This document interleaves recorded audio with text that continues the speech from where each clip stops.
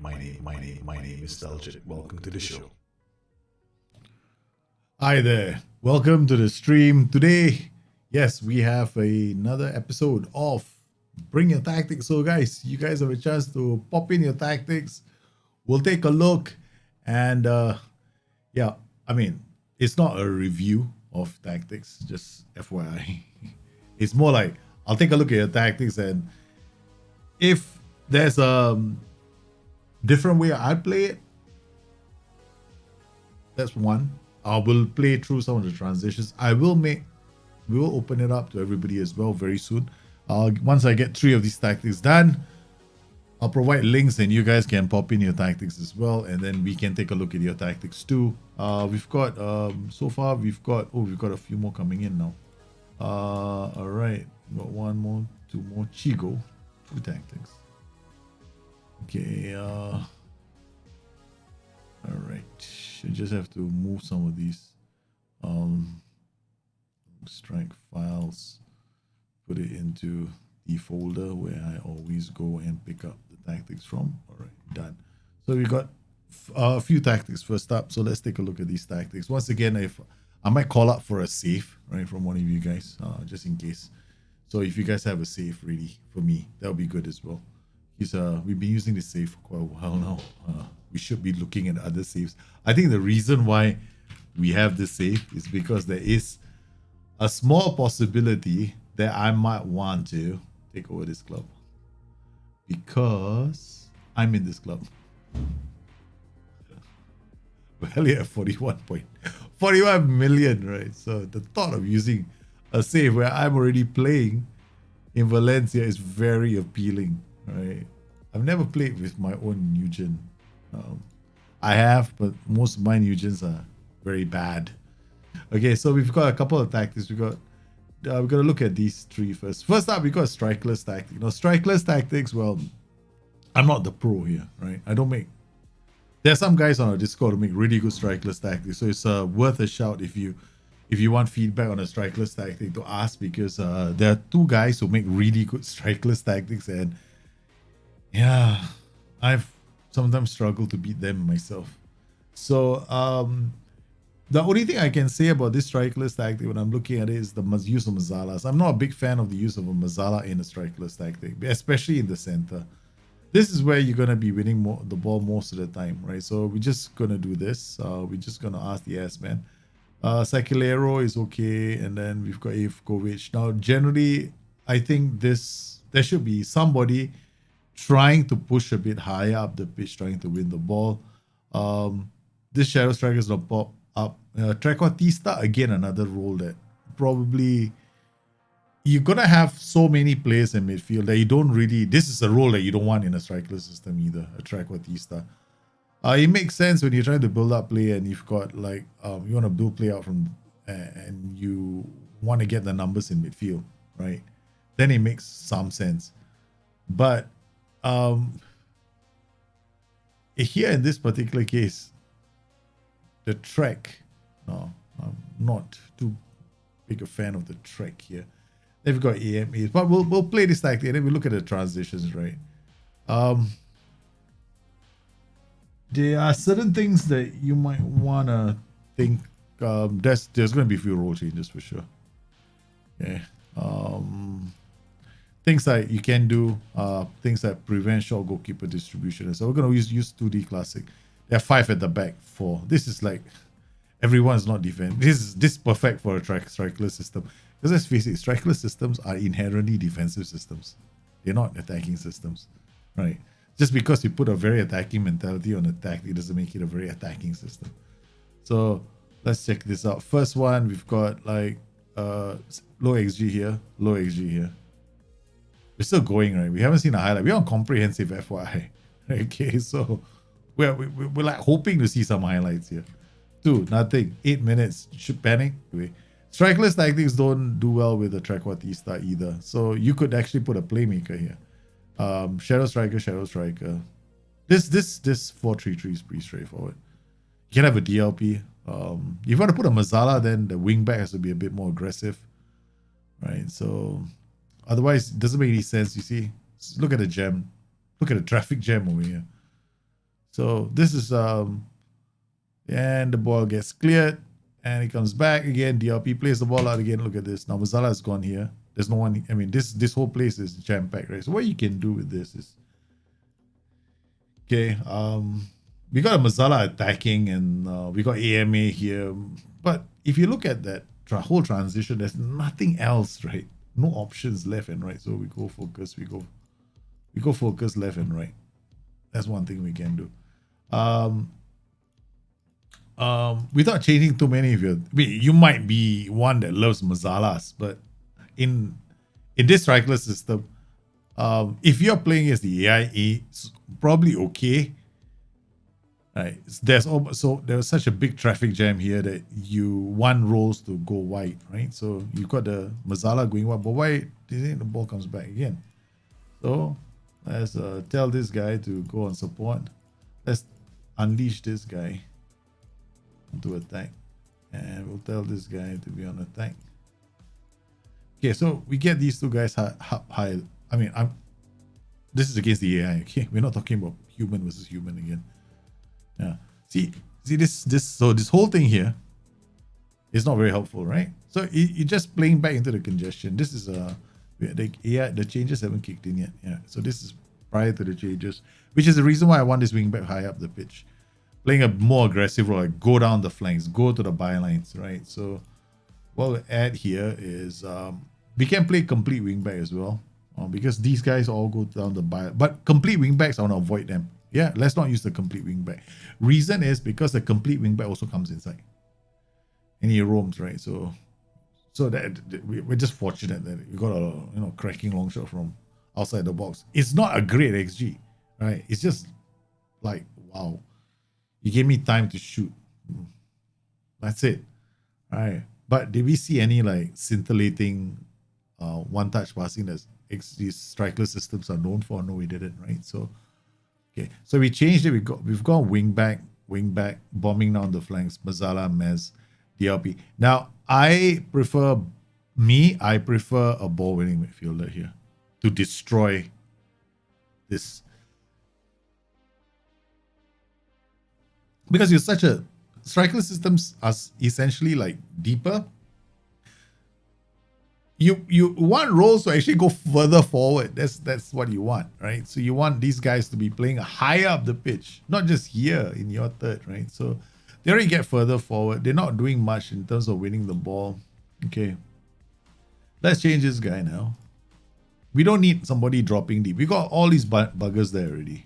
All right, just go and put a AP here now. You can play AP or you can just go all out. I mean, I personally prefer AP. Get these guys to move up a bit more. We got 3 shadow strikers now. Yeah, so me personally, I go AP.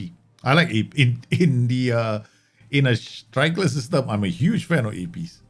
Right. In like 4-2-3-1, I don't call for an AP, but in a strikerless system, I like that more. Hey man, hey Alpha, how are you, man? Pramod, how are you? John, Hank, I'm fine, man. Thanks for asking. I've got this narrow 4-2-1-2-1. What the hell is that? A diamond? 4-2-1-2-1. Wait, 2 DMs, 1 MC, 2 AMs, 1 striker, right? That's the funny sort looking, the funny tactic that looks like some, gives people some girls ideas. All right, it kind of sucks, right? Never gets on the build-up transitions. Yeah, it kind of sucks. Yeah, that tactic. Okay, when you have those 2 at the back, you want your wing backs to be very attacking. That's my advice. So you basically what you want is those wing backs bombing up the flanks as much as possible. In fact, what you can do is you can drop one of those 2 DMs into a central midfielder slot, so you get 5 instead. So now when you get 5, you get these 2 wing backs who can bomb up the pitch even higher. Then you got your 3 at the back, you got the 1 in midfield. Doesn't really change your formation very much. You still got the 2 and the 1. But now your wing backs become a big part of your attacking transitions. So that is what you need to fix. Because the problem with those kind of formations is, because it's so narrow, you need wing backs high up the pitch. So you see what's happened? We made just one small change, right, to this strikerless system. What did we remove? We went and got wing backs instead of complete wing backs. That's the first thing. Secondly, there's no necessity for having like the Mazalas being on attack. Just even if it's just Mazalas, they're fine, right? But what you want is to give, this is against the AI, we want those wingbacks high up the pitch doing something constructive, right? So they're both generating very nice numbers. So that's it. Boom. The wingbacks are going up and we fix the shadow striking. I don't see the point of having like you can put an AP here, shadow striker still works. There's so many role combinations here. You can even go DM, ball winning midfielder, DLP. I play DM, ball winning midfielder, right? So there are so many ways to set this up. So yeah, there's no like one system. But here what we've done is we've gone focus play down the left. What if you do this, right? What if you focus play through the middle? Now, when you want to focus play to the middle, you have to understand the roles that you're using. These roles absolutely hate it when you tell them, hey, focus play to the middle when they have got stay wider as a PI, right? So you don't want that, right? However, if you do something like that, then what you want to do is change these two roles. But what you want to do is you want to change this role as well. Yeah, we can change this. I mean, we'll just change it to box, just for the fun of it, right? Okay.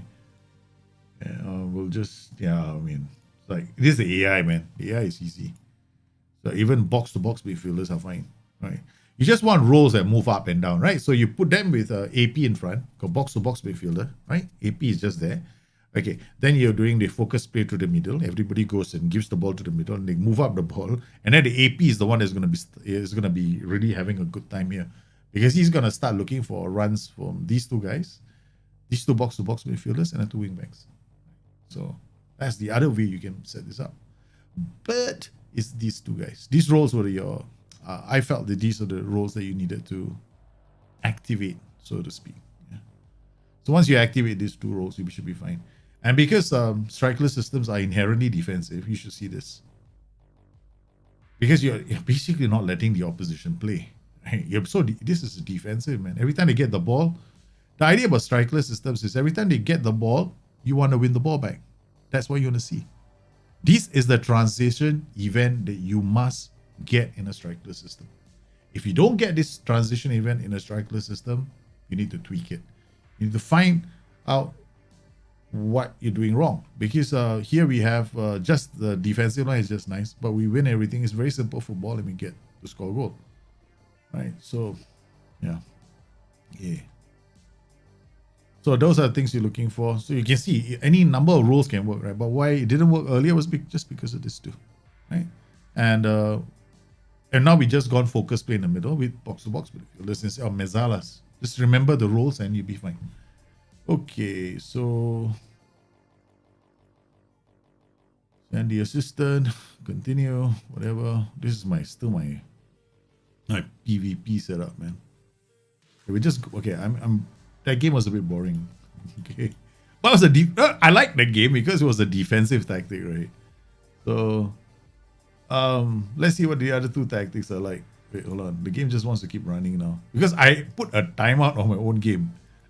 Like I got no choice. Whoa! Why I have preferences? Wait! Stop it! Don't run! Don't run!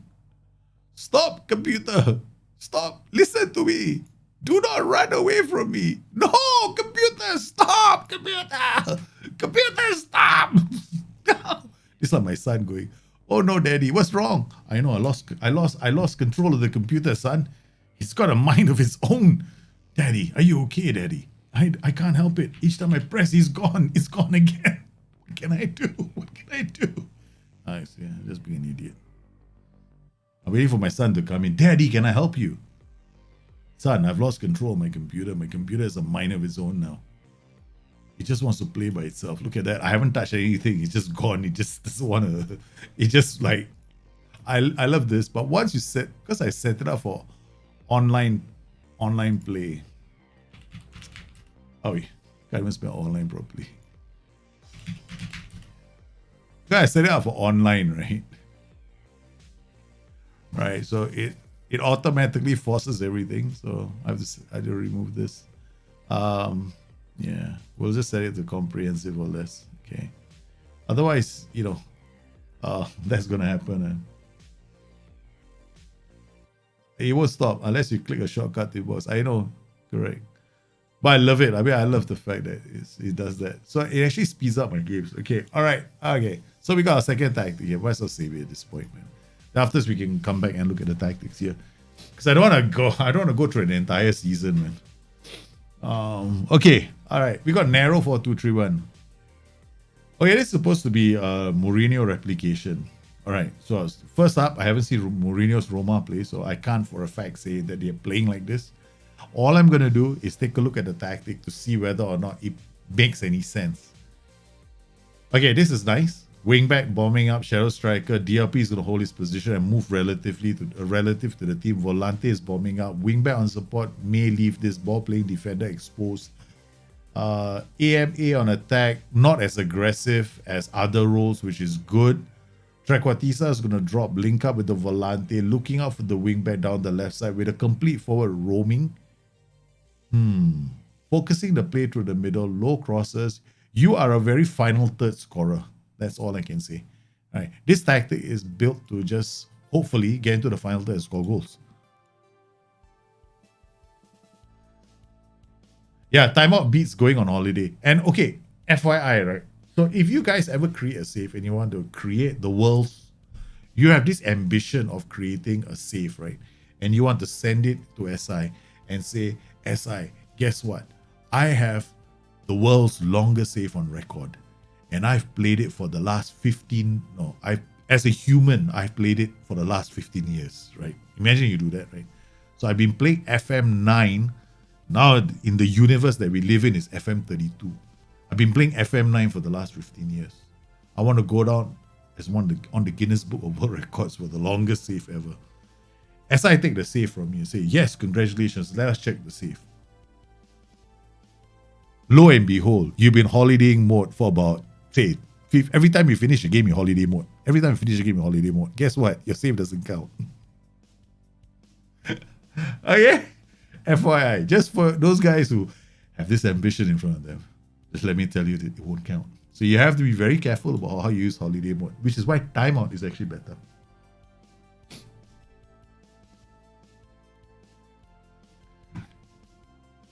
Because timeout just skips all the stuff, right? Only compulsory events that you need to respond to. Okay, which one are we? Oh yeah, we're on the right. We are the white. Okay, so we're looking at the transition event again. Once again, oh, this is even better. This is a defensive system. Okay, good. When I play defensive systems like that, right? Okay, I'm always looking to release my wingbacks even higher, or get my wingbacks into the game, put more pressure, go camping, and do exactly what's happening right now. Right. So this is nice. I like the transition event. So we got Shadow Striker, we got track dropping. Yeah, it's all the way. This is a nice tactic. It's a lot of pressure. And all you got to do is do the Jose Mourinho thing, right? Mourinho likes his dominating fullbacks, right? Right. He loves these guys to dominate matches. Okay. This is fine. Maybe we can tell this guy cross him. I wouldn't cross him deep, right? Okay. This is the reason why. Okay. First up, stay wider. Hugs line. Can you get that on a player? If you can, I will go with that. But cross from deep, I wouldn't do it. I know that it makes sense some of the time, right? Especially for faster transitions. But if you face a team like what we are facing right now, a team that doesn't want to come and play, then I would just tell this guy to go down to the byline. Like right now, we are faced with this team that just doesn't want to come out, right? So they're playing very defensively, and then I will go low camp. Fine, that's it. Play out. Okay, now. Okay, I get what you're doing. Yes, this is very Mourinho. No play out defense as well. Gets the faster transitions from back to front. I totally see that. Yeah.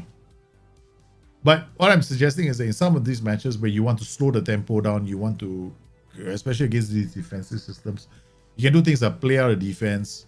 You can do things like work ball into box, yeah, go wider, all the things you can do. So you see, the only problem is your left row, right? You notice one thing, right? We look at this transition, right? The AMA here isn't doing very much. This guy, He's struggling. Jones. Let's see what Jones does. Gets the ball. What can Jones do? Barrios to Jones.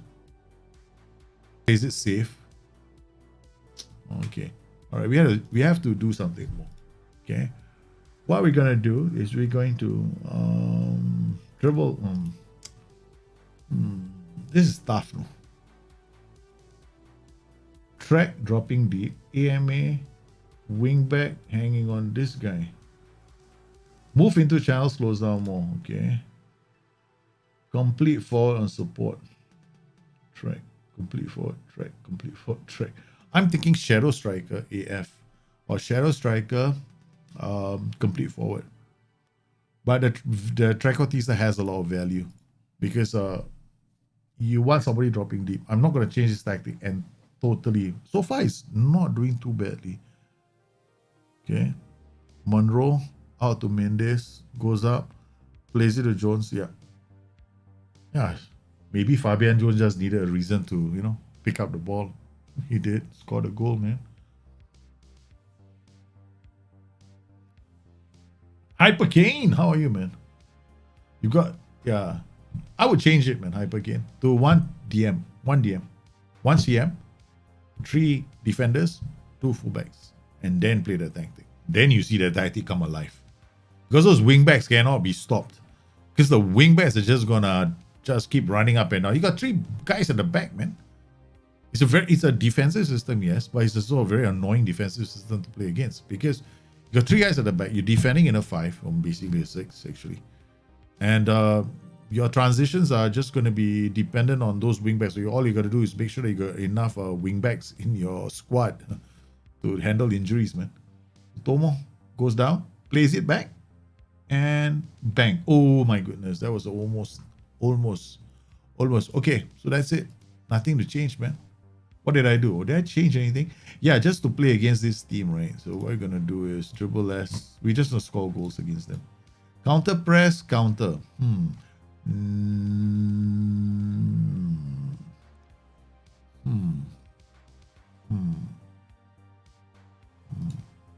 Counter.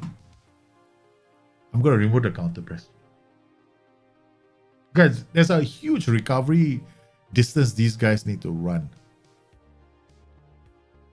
I mean, sorry, these 2 guys rather, not these 2 guys, not these 3.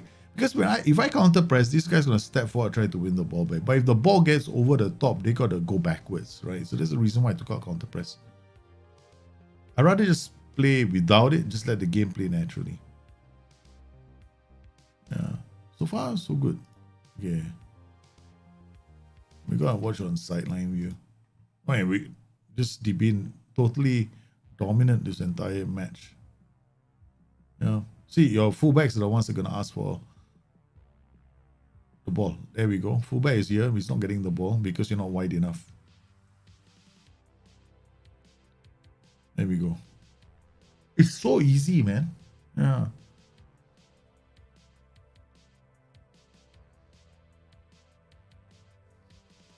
What about this guy now? The complete forward. Do we need a complete forward? No, we don't. Actually, deep line forward support is fine.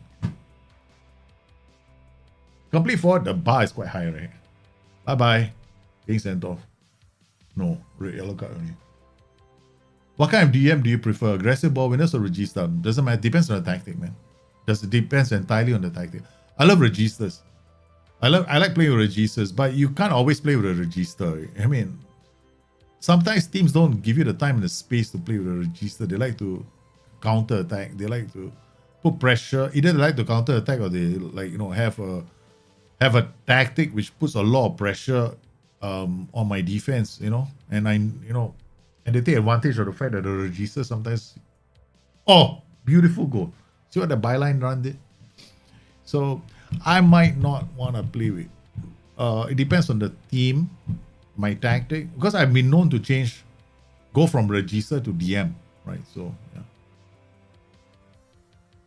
When would I choose a register? When I'm playing against a team that's easy, I can break down, and I want to do it high up the pitch. Like, I don't want to take my own sweet ass time. I want to camp in your half, and I want to go to work on you. That's when I use the register.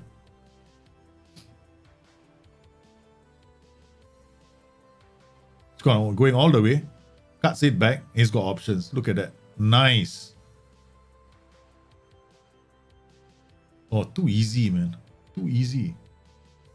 This is nice. You usually play a 4-2-3-1 DM and have a player with good mentors and can pass, but sometimes he gets overrun due to acceleration. Should I replace with a fast, aggressive player?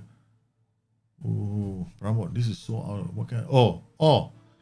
If it, but sometimes it gets overrun due to acceleration and pace.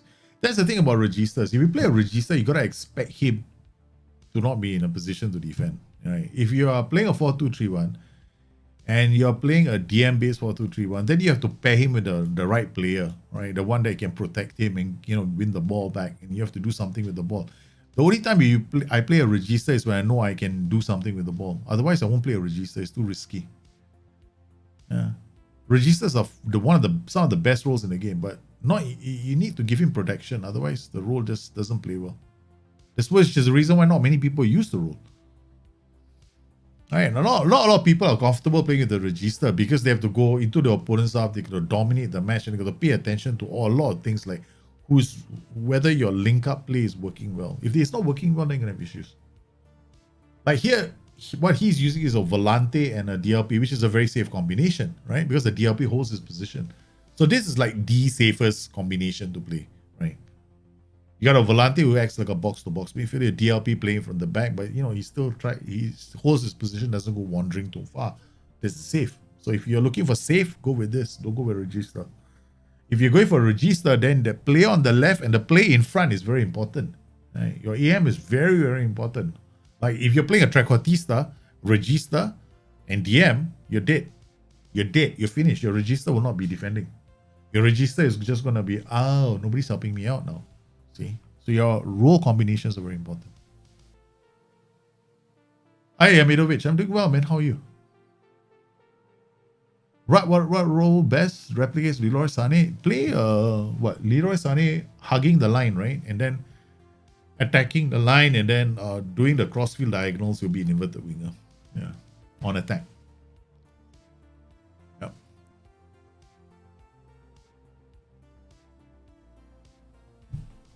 Guess you boosted a lot this tactic defensively. Boosted? Which tactic? I didn't boost. Which I hope it's not this tactic. Okay, so done. Wow, total domination, man. That's not too bad. Okay, let's load the game again. Can go to the other tactics now. Ooh, we've done 2 tactics already. So the second tactic was pretty straightforward, pretty nice. I liked it. Okay, once we've done 4 tactics, I'll open the links. You can send me. I'll pick the first 5. Okay, once I've done 4 tactics, I'll give you guys a link, the ones watching the show. The first 5 tactics I'll pick up. We'll cover those first 5. All right, so you want to stick around for the next few tactics. Okay, all right, final. Oh, lovely, 4-3-3. Okay, mass CM attack, wing on support, CM attack going this way, up this way, this way, this way. A lot of places. Wing on support, wing back, going down the byline, dribbling ball, okay, not too bad. DLP on support. Okay, okay, all right, okay. That can work. Mazzala inside forward. Okay, I guess. This guy goes wide, this guy comes inside, right? So Mazzala is just creative. He's just going to do the Kevin De Bruyne kind of passing. But why wing on? See, you play Mazzala, there's somebody here that he wants to give the ball to, right? Otherwise, this Mazzala just is a half space. He just occupies a half space, doesn't do much with it. That's the problem. Okay, so let's look at the transitions, right? So I'll show you what I mean. Whenever you use somebody like an inverted winger or Mazzala, you want them to have a reason to exist, right? No, like who you want to give the ball to. That's something that you want to do. Okay, so we just looking at this, right? So we are the team in white, I guess. Seriously, I never know who I'm playing. Okay, yeah, here we go. All right, this guy goes up. This is a winger on support, right? So just to reiterate, right? This is our winger on support. He goes up. He's got wing back and support. He's got the striker is nowhere near the box, and then we've got one guy out wide. So who's he gonna play the ball to? He just plays a hopeful cross, and there's nobody else to get the ball into. The ball goes away. Mazzala is out of. He's not in a good position. So yeah. So our Mazzala is this guy. Our inside forward is this guy, right? So here, this role is a bit of an issue. Let's carry on. Okay, ball played out. Okay, DLP gets the ball, looks up. Okay, there's a long distance he has to pass the ball, right? So you better have a player who can play that. See the wing, okay, this point here, this is because of the two roles. See this?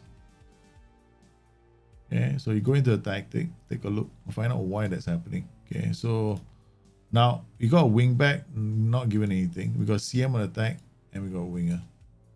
So this is a very aggressive role, right? So you notice he's playing on attacking mentality. See this? The ball is on the right side. Whenever this is how you understand when you're playing with wingbacks. Whichever side the ball is on is where the wingback is going to be triggered. So he's been triggered, right, because of his high mentality. So he's trying to catch up and be a part of the whole attacking mess. Get into the ball. I mean, okay, winger managed to get the ball in. Okay, safely in and cross the ball. It's not too bad. So the winger is just crossing the ball, right? CM attack didn't even attack the box, right? He just went, there's a winger I'm going to give the ball to, instead of him attacking the, the space. He didn't attack the space at all. He just gave it to the next available player next to him. It's okay, but not, I mean, it's all right, I guess, but I don't know. I just find it's not really optimal. Yeah.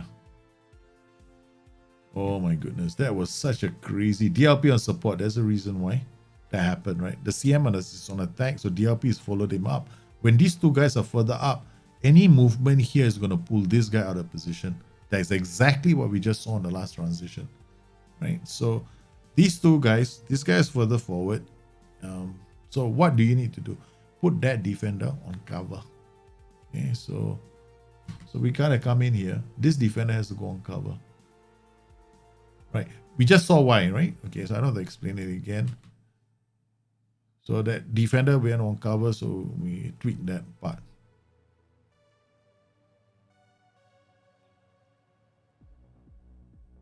Again, we're just, hoping to deliver the ball into the box. I mean, it's patient. Nice. Goal. Very simple, right? Simple short passing. I mean, looking at it, right? DLP, CM on attack, DLF on support. There's a lot of build-up play. And then a lot of players are involved in these transitions, man. Ooh. Why change this tactic? I mean, it's not looking that bad. There, goes up, right? See this? That's because of your mentality. Your mentality is very aggressive, so you should push himself up. For this tactic to work well, you need good players. CM on attack, Mazzala on attack, inside forward. So far, the Mazzala has been having a so-so game. Right. So far, he hasn't played that badly. And that was him playing, looking for a reason to. You see, that's why. You see, the Mazzala is looking to exist, a reason to exist. He wants to give the ball to somebody on that flank to attack the box. Okay. So what do we do? Okay, now, when you want to play a Mazzala like that, what I would do, okay, see, that's the reason. They're all looking for him. All right, okay. This is what I would do. Okay, I'll turn this guy into a box-to-box just for the fun of it. Because I want to see if this works. I'm going to turn you into a wing on attack. That's it. Okay, Mazzala now, he's got a wing on attack to look for. So this guy can attack the box and become a goal scorer. This guy's going to vacate the premises when that happens. So that's an option. That's one option. I personally like to play like... I like to give Mazzalas a reason to exist. Mazzalas inside inverted wingers. Wingers on attack are as good as strikers. They arrive late into the box, or they'll go down the flank and they'll just create havoc there, right? So yeah, and if you want this winger to be a permanent fixture, right? As in like players always, you can turn this guy into a fullback on support, so he doesn't really venture up too high. So we got a very wing-based tactic now.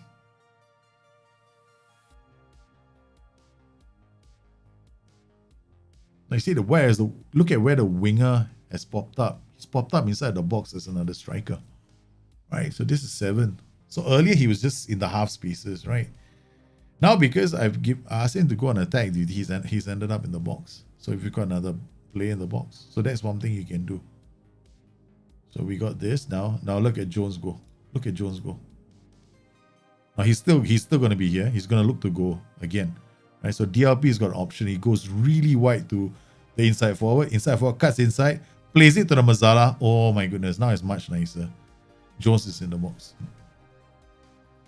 So now they have a reason to play the ball. Now your Mazzala and your inside forward can create havoc together. See, I know there are people out there that will tell you the Mazzala and the inside forward is a very bad combination. I disagree. If set up correctly, the Mazzala and inside forward can be devastating because these two guys will work the one side of the pitch trying to release a specific player down the other side. So you can play a Raumdalton there now. You can play an inside. Yeah, I probably would use an inside forward because we already got one joker here trying to congest the area. We don't need congestion all the time. So you see how wide he is right now? Right. So he's coming in. He's always unmarked. Have you noticed that?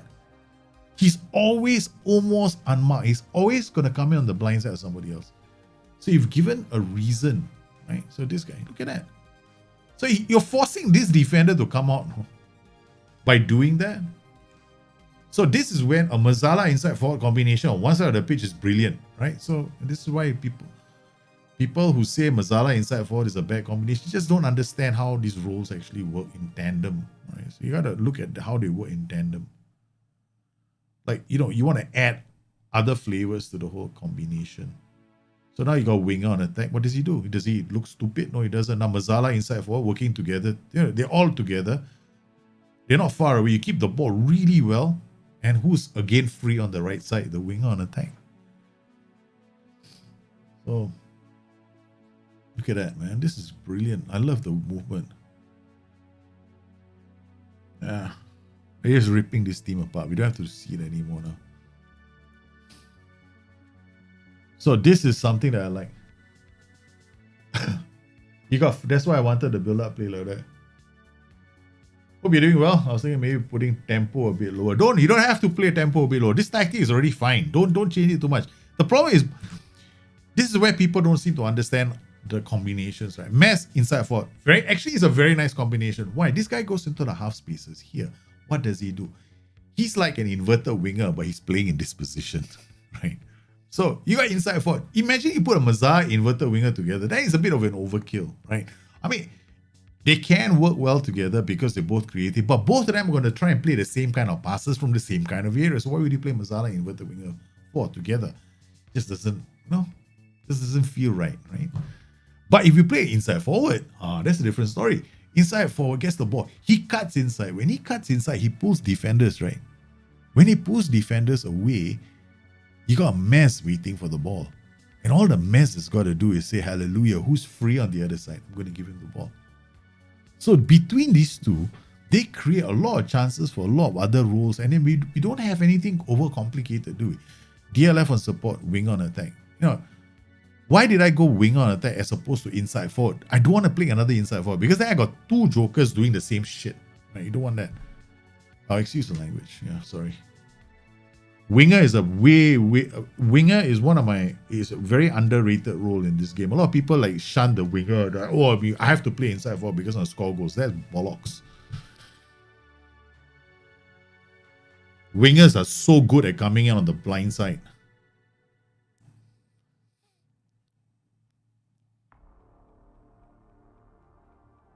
Look at the winger there. Look at our winger, man. He is absolutely destroying this team. So I love wingers. Look at this, right? Look at the winger does, right? He's just happily going, okay, there I'm free again. Bang. Why play inside forward in a 4-3-3? I don't get it. It's like, sometimes I see tactics with two inside forwards. No, you don't congestion. There's way too much congestion. Play winger inside forward. Nice combination. And this is where winger Mazzala inside forward is very good. In fact, shit, man, I'm going to save this tactic for myself. I love saving these tactics for myself. I'm saving this tactic for myself. I don't care. I did all the hard work anyway. It's my tactic now. It's not yours anymore. Use this. That's mine, baby. I tweaked it. I've been working on 4-3 gambits, my gambit series, all my gambits. Gambit 4-3-3 alternate. I will tweak this tactic a bit more for myself. I'll definitely tweak this tactic. This is a double. This the problem with this position is right. Again, the one thing that people can take advantage of is the fact that both these roles roam. So if both these roles roam, you can actually go DM on support. Okay. Now, why DM on support? Okay, you got one roamer, two roamers, right? All you need is somebody anchoring, right? So your whole team can play off him. Does playing a track in this tactic on the winger spot work? Yeah, it can work as well. But you see, the thing probably track, right, is... Okay, a track is great. Okay, you will notice, right, I put a track now. Track will work as well. But track will drop deep, very deep sometimes to help you build up play and get involved with the wing back. See, that's the only dynamic that you have to worry about. But track, if you're the sort of person that likes to put a lot of pressure on opposition defenders and you want to nick the ball off them with prevent shot, goalkeeper distribution, all that stuff, right? It might have what the good thing about the track here is that you have an inside forward on the right flank, right? So sometimes if the track has got vision, has got passing skills, what the track will do is he'll play the crossfield diagonal.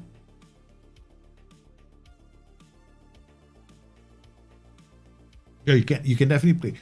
Once you've nailed down like this combination, now we've put this tree into a holding pattern, right? So what they do is they don't really run away too much because the DM kind of locks in the tree rolls, right? So you've got all these three locked in already. So now what we can do is we can mess with this guy a lot more, right? We can go winger, tracotista, round out. Just don't play inside forward. That's all. That's my only advice. Look at that, babies. Look at him go. Hey, DLF. I love the DLF, man. DLF is gone. Like I'm holding out the ball. This is very fluid. No, this like thing. Bang! What a goal! Look at your trequartista. Holy shit! What a goal! That is one of the best goals I've seen in a hell of a long time. Look at this, right? Trequartista comes there, goes all the way down here and says, "I see something." Boom! Holy cow! Yeah, see, Baksara. Well, no, inverted winger, please. Don't play inverted winger. Don't go invert. Inside forward can.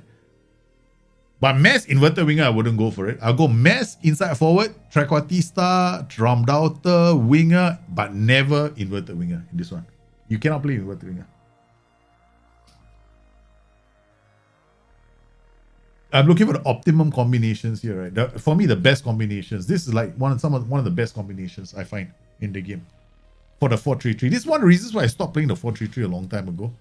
I got very, very bored with this tactic, this formation, because it's almost it's got the lowest XG against in the whole game, right? Of all the formations, right? It's got the lowest XG against. For tactics you want to use to win. We're not talking about Catanaccio kind of tactics, right? Okay. We're talking about tactics that give you a very good chance of winning. So you look at all the tactics. You got 4-2-3-1, you got 4-4-2, you got 4-3-1-2, and all these other formations, right? Okay.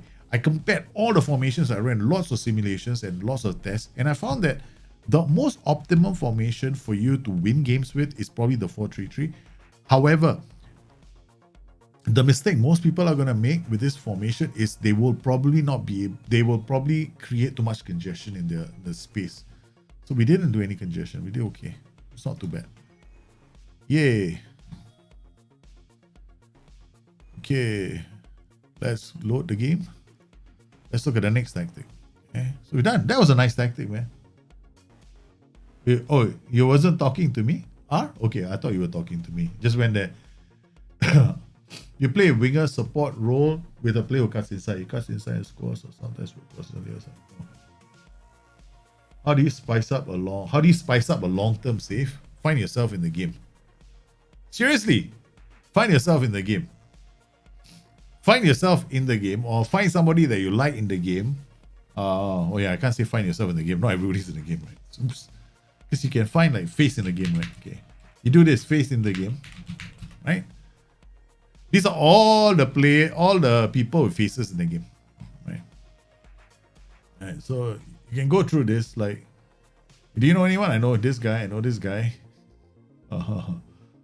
I mean, on a personal basis, right? These are the people I know.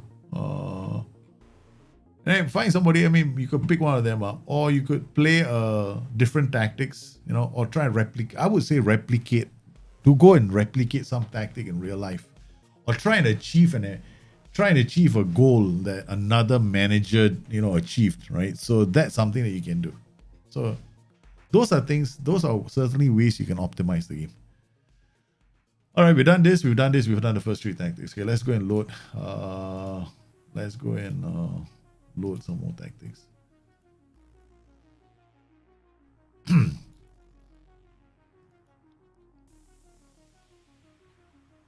I think it's 31, right?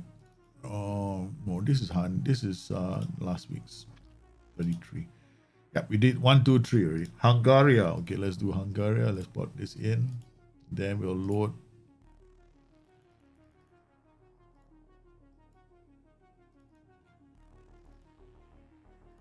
Formats 4-2-3-1. Then we load. The next one is inside here.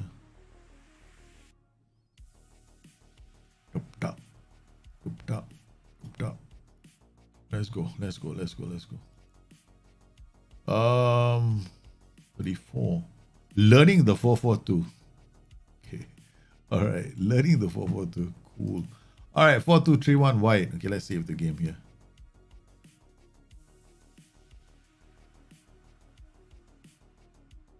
Luca, hello from Italy. I have a question. I have a player who moved into channels. Great. It means that he can exploit the channel only towards the goal, or is he also? Oh, no, doesn't drop deep. Okay, move into channels, right, Luca? It's very simple. All right, okay. Channel is the space between players and the space between this player and the touchline. That's it. So it's that space. So sometimes you see midfielders who move into channel. So they'll move into this channel, like, and then go back in again, right? So they will just move into a channel. So it's something that you want to bear in mind. Sometimes the channel can also be the space on between the fullback and the touchline, but it doesn't mean they will go backwards. It's only for when they go forwards. Okay, so we've got Ivokic, Salavic, Jones, Sania, Barrios. Why so safe? That tactic, the moment I saw it, is like, why so safe? Right, it's very safe. It's very safe, man. Hey, Risky, how are you, man? I'm in 2035 on my save, but just focus on you, don't avoid buying any players. This has been my most. Oh, that gay. Yeah, focus on youth players, right? Watch them become gazillion dollar players. That's a lot of fun too. If you have time, I added something into description. Of what? The tactic. Okay, I didn't see the description, man. Is that the tactic? Oh, shish kebabs. Okay, hold on. Okay, man, Hungary. I almost feel I have to load. There's a thing about me is I don't look at the descriptions. BYT 34 is this the one? No, Chigo, there's no description. Oh, there we go. Peter Kelly has got description. Aiming for a I'll read the description later. We're looking for Guardiola after Messi Barcelona sale. The guy is not scoring enough as well as being leaky in defense, causing lots of unnecessary draws. I know adding attack duties could help, but I really want to keep to the very fluid shape with much other passing. Thank you for your help. You want to, okay, all right. Okay, that's good. Yeah, we have to see 4-4-2. Okay, all right. Okay, anybody else with? Wow. Okay, Hungary. All right. Some things to look out for. Very sensitive front four roaming. Shadow Saga set up, copying Rom Daughter instructions. Inverted wing and inside forward support, but we get further forward beyond, so not increasement. Okay, all right, get it. Okay, yeah. You've done this, so you want them pushing a bit higher. Likely players occupy same zones on the field. Okay. Okay. Set piece bot want me to use them. Don't worry about that. Seriously. Defensive areas, tactics of players. Okay. Don't worry about set pieces, right? Okay. You'll score goals from set pieces. Okay. Okay. We want to see build-up play, right? It's transitions. Like, whether your team is any good at getting the ball from back to front. Okay, so first things first. Let's look at the roles and duties and what we can do. Inverted winger is going to drop in here, look for some reason to exist. His reason to exist is a shadow striker. and maybe the inside forward, because the inside forward is a player that's on an attacking mentality already. So he's gonna drive into the box, very roam up. Okay, I get it. So this guy, what does he do? Roam, close down more, mark tighter, get further forward. Okay, why get further forward? This is the time when you don't want him to get further forward. You actually want him to drop a bit deeper. Can help you out because he's gonna be creative. Oh, they get further forward is not a very good idea. With the inverted winger, I'll remove the get further forward and just make sure that he helps you in the build-up play, right? Because he is going to get into the box and become a goal-scoring threat with the ball's on the right side. But what you want him to be around for is when you're building play down the left, right? So that's something that you want to do. I'm going to give a link soon, guys, for people to send in the tactics. I'll pick the first 5 tactics. After this, after the fourth tactic is done. This is the 4th tactic. Ivkovic, look at him, right? Okay. He's now here. Then he'll start moving into the box. And then one.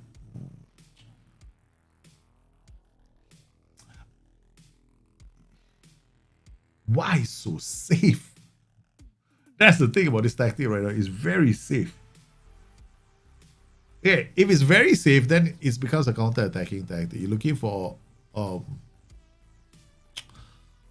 quick breaks, and then you don't want them wasting too much time trying to create goal-scoring opportunities. Okay, right? Because by the time they get into the opposition half, they'll all face a traffic jam. So, my question is this: this is a because it's got these 2 players in a very deep position. These 2 roles, they actually are the wrong roles. They got to bring the ball out. You don't have anybody else bringing the ball out from defense. They need to bring the ball out, so you can't use fullbacks.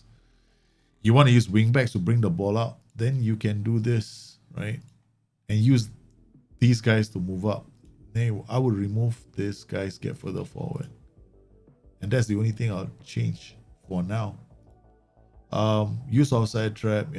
Yeah, I mean, this is fine. I don't know. You got close down more, so I'll leave it that way. Yep. Okay. Let's go. That's one way. That's if you want to have a possession-centric setup, right? Where you get the wingbacks bringing the ball up. But if you want to play a more defensive setup, we use fullbacks. That's also possible. But then you use direct passing, right? So you want to set it up with direct passes. We're trying to create one where we are going to try and win the ball and bring it up the pitch. Looking at possession numbers. Okay, there we go. This one on the C. See the inverted winger now? He drops deep. Right. So he's actually in a position to release. Notice this guy wasn't going anywhere. So you want this guy to at least attack, right? I know, because if you go very, very fluid, right? You don't have enough players attacking the box. So then what's gonna happen is by the time because you're a 4-2-3-1 defensive DM, 2 DMs. By the time you get into the box, the opposition, the ball boys, the coaching staff are all gonna be there helping them defend. Right? So I mean, there's only so much you can do, man. So you gotta have to be a bit more direct, right? Some parts of the game. If you want to play very fluid, then don't play with DMs, play with MC, both in the MC position. Then yeah, go for that option. Then your team will be moving up the pitch. Then you have better transitions as well.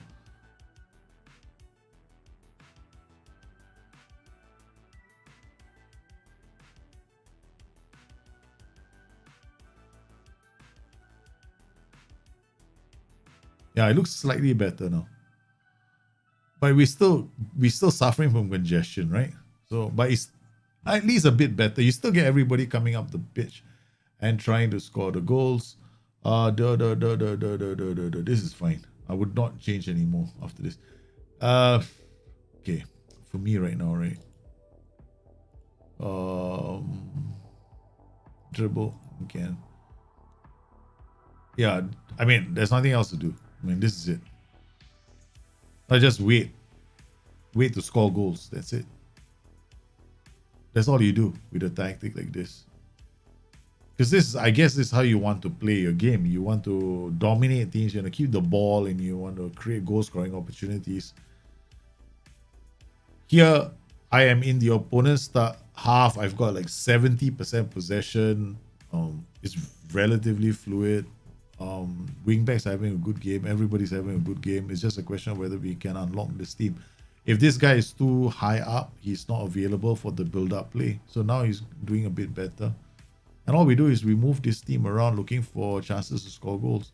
Other things I can do is work ball into box and low crosses, right? So we got go for low crosses and work ball into box, and then you're finished. That's it. That's how I play this tactic. You still get your super high possession numbers, but we needed to at least give one inside for the reason so that the inverted winger has an outlet, right? So you get another, basically what we get is another attacking pattern. You can't get further forward, but you play him as an attack duty, not as a support duty.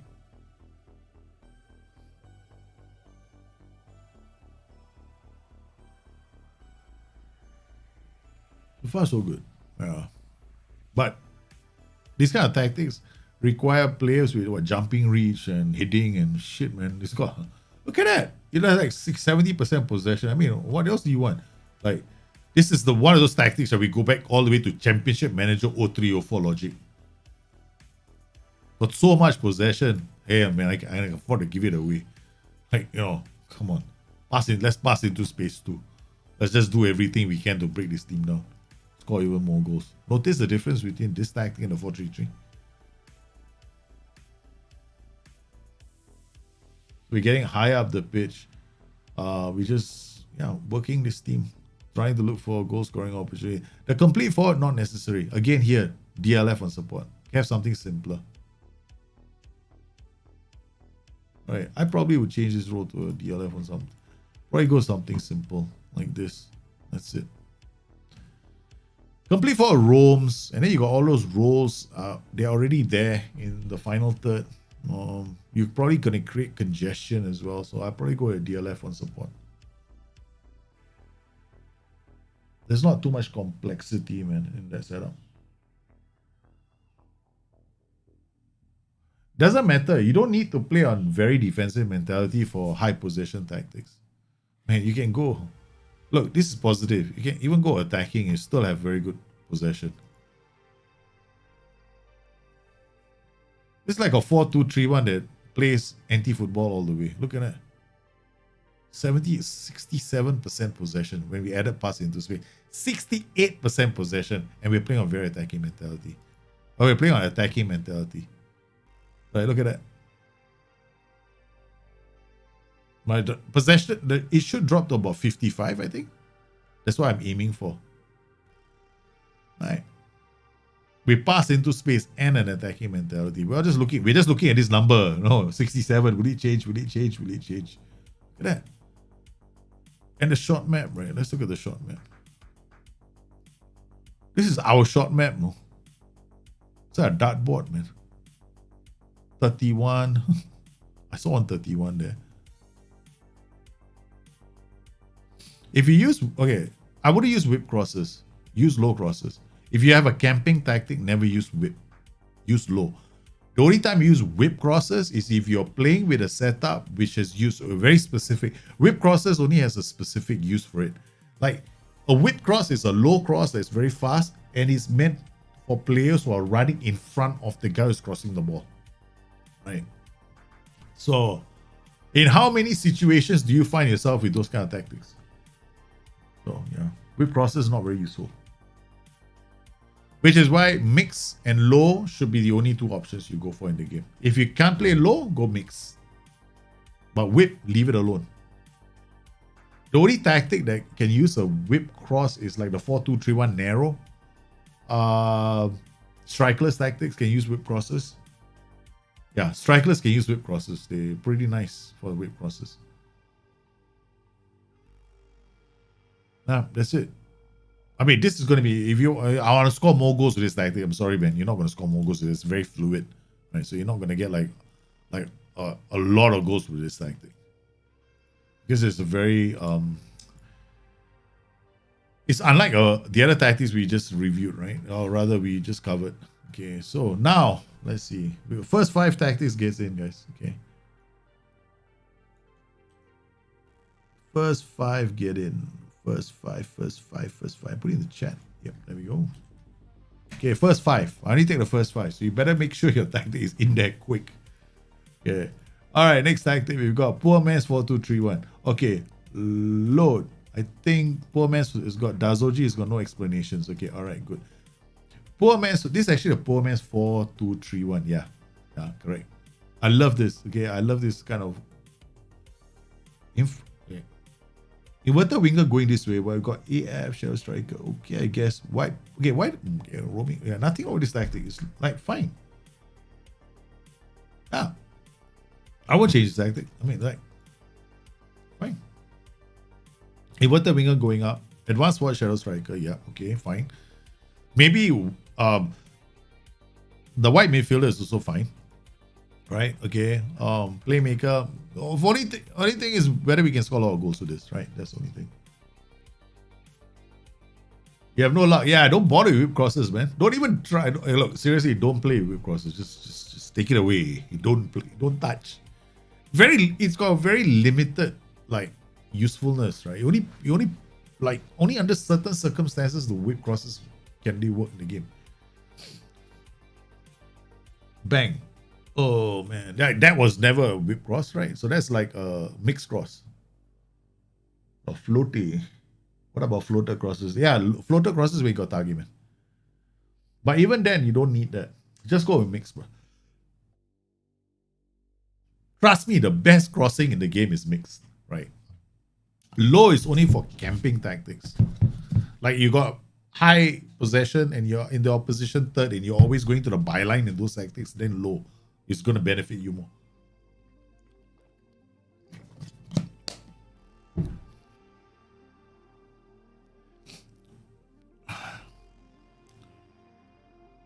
All right, so what we got here? So let's just tweak this, right? So I'll after 10 minutes, right? We're not seeing anything much happening. We got, it's not like this team you're playing with is shit. It got like half the players are very shit. Look at that. They're getting inside the box, getting shots. I mean, it's the first team you've seen actually get inside the box and attack us. Hey, you know why? Because we're using this tactic. Yeah. Let's go. White midfielder, roaming playmaker, ball-waiting midfielder trying to win the ball up here, but the Shadow Striker is so far away, he's attacking the box with the advance forward. Okay, so the problem we have right now is called link. We don't have no links. We have never seen one. Okay, there we go. Watch this, right? This is the first time we saw this. We've seen this. Look at these two rows together, holding hands, getting married in the center. That's our advanced forward Shadow Striker. Oh, they split up. They just split up. Oh, that's so much for their betting. Okay, they get the ball up. You got these two guys here. What does he do? Plays it back and then you shoot into a very congested box because everybody is partying in the middle. What's the problem? Okay, you guys seen the problem yet? No, not yet? Okay, we'll do another one. Okay, that's the first. Okay, ball goes in. Guy gets the ball. Okay, now he gets the ball. He says, okay, I'm going to give it to someone. Guy gives it to him. He's got, look at this guy here. He goes like, okay, I'm far away. Slava goes, turns. He can't use him now because he's come inside. He goes like, oh, I'm a roaming playmaker. I've got to give the ball to somebody. Yeah. He goes up and nobody's going anywhere near him. So Slava is like, holy shit. I'm the Shadow Striker. I'm on my own, man. Who's going? Somebody do me a favor. Okay. You get into the box. That. Yeah, this is, when you see that, you need a low cross. First indication, you need a low cross, right? Okay. We're going to add 1-1-1 based on every single transition event. Okay. All right. Yeah, I used to do this, right? I used to do a series on Discord, right? Long time ago. Like 3 years ago? I did one where I intentionally start with the wrong tactic and I have to adapt to every single change in the game. Man, it was stressful as hell, but it was fun. Okay, bang. Okay, all right. Okay, what do we need? Okay, these guys are fine. They can win the ball. This combination we got to fix, right? Okay, so we got Shadow Striker at the advanced forward. They're just pushing forward. We got inverted winger as well running. I'm thinking to myself, hey, you know what? This is a problem. Okay, we can go inverted winger support. That's it. Hey, we can do it inverted. We can get this guy to go around the camel's ass. Go around the camel's ass. Okay. Inverted winger comes in here. Now we got a fullback on attack who can drop in across. The inverted winger comes inside here and gives us options. Okay. Alright, so here we go. Dani Muhammad, man. Will any role with attack duty Attack the space. How about roll? Okay. They only attack space if the space is there to be attacked, right? So some rolls won't do that. Like if there's somebody else there, like just now we had the Shadow Striker advance forward, right? Okay. Shadow Striker just ran and then suddenly hit the brakes, right? Because advance forward was supposed to be in front of him. So he didn't attack the space. So if you want the combination to work really well, right, this combination, so what you're going to do is you're going to do this. The elephant support. Now, what happens is this guy drops, gives it to the Shadow Striker. Shadow Striker might attack the box, or this guy will drop and involve other players. Right? So we get link up play. We get players using space. It's not attack space. You want them to use the space. Yeah. Well, everyone's talking to each other on chat. That's so exciting to see. For near post corners, if two players are the same jumping heading, should I prefer the one with higher strength? Yeah, always. And aggression. Aggression is the one you pick first, not just strength. Go with aggression. You want the defender with the highest aggression being the one going for the goals. Because aggression is very valuable in those for those near post corner routines, right? Always pick the guy with the highest aggression to be the one. Of course, you go for jumping reach and heading first, right? That's the one. You don't just pick Vinnie Jones and put him there. Pick somebody you can jump. Okay, I'm getting a bit better now. All right, so okay. All right, so we got the ball up. Now we just want to make one more tweak. Okay. All right. Okay. Now, I know this could be for a counter-attacking team. If this is meant to be against a team that's attacking you all the way and you want to counter-attack, now I've created something more akin to camping. Okay, so let's just do something different. Winger on attack, counter-attack. Okay, go fullback on support. Instead of a inverted winger, because there are players in the area. Okay, so we got winger on attack, fullback on support, 4 winning midfielder trying to win the ball. Okay, all right. So I'm assuming now that this is for two different situations. The first situation we just modded the tactic for is for against teams that are going to give you space and time with the ball, right? So you have control over the team and you want to try and score against them. This other second version is slightly different, right? This one is for matches in which I am trying to hit one over the top. Okay, let's try. DLF on attack. Sorry, DLF on attack holds the ball up. Shadow Striker on attack. This guy. The reason why you're going for this is because it holds up the ball. Right, it goes left and right. Yeah, DLF on attack and Shadow Striker.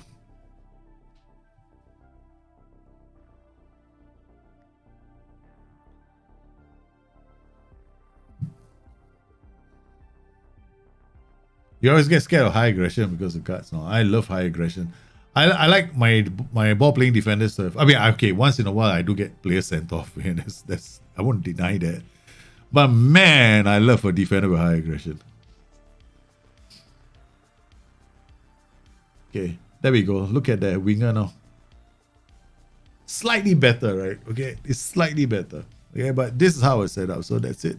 This is the way I set up with that. DLF on attack, Shadow Striker, winger instead of inverted winger. Because the inverted winger is coming here, right? So if the inverted winger goes this way, then turn this guy into a fullback on attack or a wingback on attack. But then you'll have 2 attack duties. Because if this guy is gonna go here, then you need this guy to give you the width. Now 4-4-1-1 is a poor man's 4-2-3-1. The other thing that these tactics have is the what do you call it? The wide playmaker. This is my version of the tactic. What can we do here? We can do central midfield on support, maybe box to box.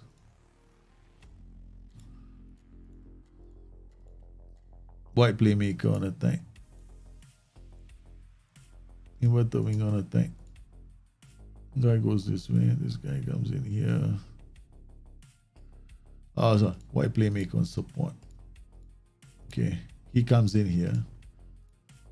He sits narrower. This guy is gonna go around him. Wing back. This is totally changing your tactic. Okay, Sorry, this is complete, like, different. Okay, play our defense, low crosses. I need mix. I don't want to go down the bar. Okay, play high tempo, dribble less. I'll go wide. Okay, you. No need dribble less. Take this out. Go direct. Okay, I need you to be a ball playing defender. So this guy will look for the inverted winger some of the time. Right? So we got wing back who might go around the camel's ass and come here. Okay. Then we've got distribute the center backs, distribute the full backs, take short kicks.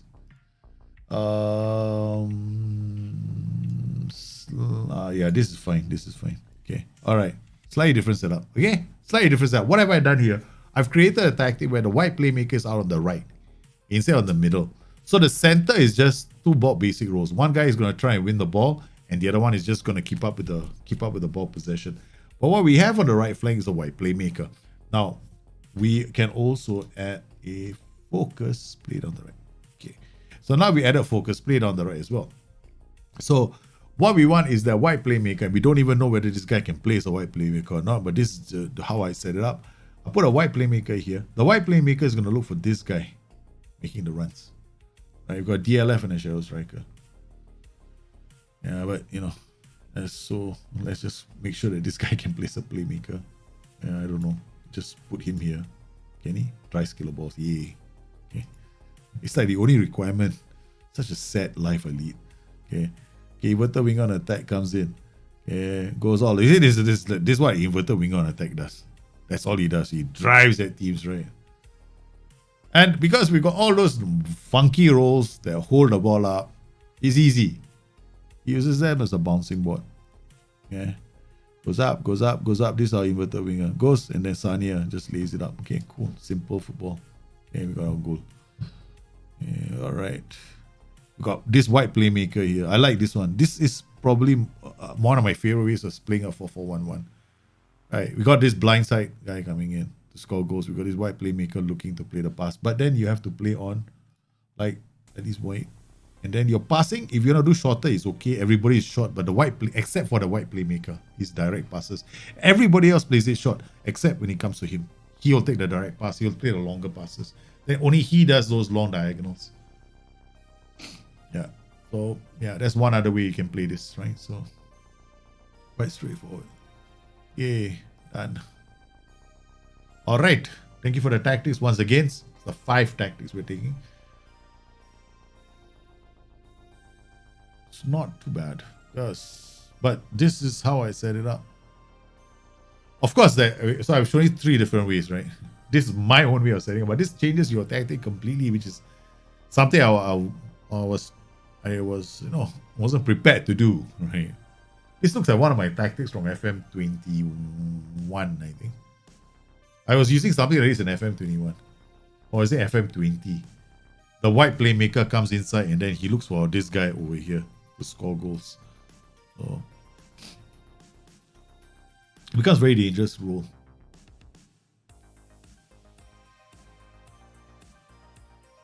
Bang.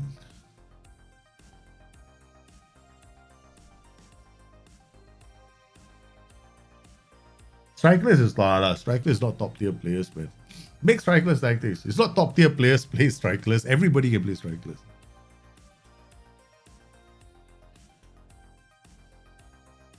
I got my own strikeless tactics too, but I don't particularly enjoy playing strikeless, to be fair with you. I do feel like I prefer playing regular formations, but there are times when I do switch to strikeless for obvious reasons. Because I want to be defensive. That's the only reason why I go strikeless. Okay, so done. Alright, so we narrowly won this game. We have to make all the changes. Okay, alright. See, we got a few more, right? Okay, before I pick up, I go to Dropbox and pick up the rest of the tactics. Come on, let's go. Load the game, baby. Have you created a Drogba Lampard role? Yeah, Lampard role is easy. Just go get the trade, man. gets into opposition area and give it to a Carrillo. Okay. That way, what happens is he doesn't defend. The reason why Carrillo is because a Carrillo is not a box-to-box player, right? Lampard wasn't a box-to-box player. He was a one-box player. You don't see him coming into his own box. Okay, so what you need is a Carrillo role where the trick gets into opposition area. So what he does is he enters the opposition box but doesn't enter your own box. All right, learning the 4-4-2. So we got something here. Okay, so we got load. Okay. We've done all this already. Okay, so we had this latest one is here. No news. Okay, we're gonna see very fluid very soon. Okay. So then we load Mr. Very Fluid here. Alright, done. Then we clear this slot. And then we save it. Alright. Okay. Inverter winger DLF on support. Winger on attack. Okay. So this tactic has a lot of moving pieces, man. Okay. Fullback goes this way, inverter winger comes inside, looks for options. We works with the DLF on support, drops deep, and a DLP on this side as well. So you got this whole bunch of players here trying to release these two players. Okay, I see it. I see it. I think it can work. Not bad. I like this. Except one problem. You actually put the covering role on the wrong side. You should put a cover role here. Yeah. I mean, I could be wrong. I could be on the left. Left is a better place, but you know, I suspect it might be better off on the right. But do I change the 4-4-2? No, I think it's brilliant. I think it works really nicely. We haven't even tested to see whether our players can play in the system. We just might hit the continue button like idiots. Okay, never mind.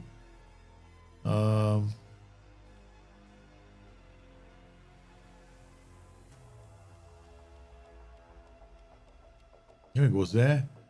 Goes up, play, holds up, looks back. Ball to box, low crosses. Okay. We're gonna add low crosses into this. Let me see. We don't have it. Okay, low cross. Okay, done. First thing I do. I want to see him try to do the check back, right? Sometimes those guys do it a bit more regularly when you put the low crosses in. I'm not gonna check set pieces because set pieces you guys should be able to do it on your own without any help. Okay. There's something wrong with your set pieces. All your set pieces need to be fixed. Yeah, all your set pieces. Got too few players back. You better make sure the players are there, man, for your set pieces. Because if you will concede more goals on set pieces than with the tactic. I would definitely tweak your set pieces. There's a lot of running going on in the tactics, so dribble less is needed. But because you have wingers, right? Wingers tend to do this kind of running. Okay, all right, let's change a few things very quickly. Okay, first up, we're gonna come in here. We're gonna come here. We're gonna where's the goalkeeper instructions? Okay, that's it. We're gonna do this. We're gonna tell the keeper to play a part in the game. We're gonna swap this guy for this guy. Definitely remove all this. You don't need pass it shorter. Like, just don't. I don't understand why people would do that. Is you really asking for trouble, right? Don't do that. Right? If your goalkeeper can't pass the ball, then if your player can't pass the ball, then yeah, maybe. But then even then, I wouldn't do it. Right. So, okay, tactic. Why am I getting out of this? Okay, CD cover, fullback support. This guy runs. This guy gonna hold up the ball. So let's do this there. Solve the problem, right? We're still gonna pass it short. You want anybody else passing it short? Just go in there. Now you want players to be a bit more dynamic in their passing? Come in here. Do that. And you can come in here and even drop it even more if you want. So that's even more effective. Okay, got higher. Okay, all right. We don't need this. We just need this. Okay. Stand defensive. What it says, these guys don't push up too high. We got these guys doing all the work. So that's what we want to do. Okay, focus play down the left. This only problem right now is this whole setup here. Right. The tempo I'm pushing the tempo up, but there's a voice in my head that says actually what we should do is actually put on a lower tempo. We might be rushing this a bit too much. Yeah. Why do players take so long to cross? It depends on the options. Yeah. Okay, so we got the ball back. We're playing with stretching. Now, I like this a bit more. Okay.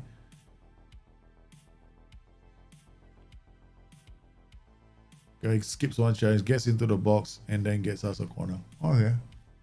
Slightly better. Oh. What a corner routine, man. Don't chase your corner routine. That was sweet, man. Doing the whole samba.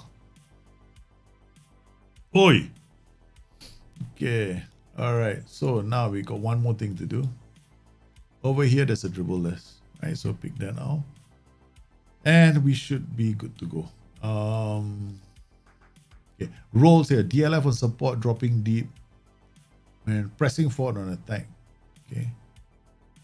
I can see, you see, pressing forward is always on a defender. Inverted winger does that whole run, right? So he's gonna pass it short. Just watch, right? Okay. So he still passes it short.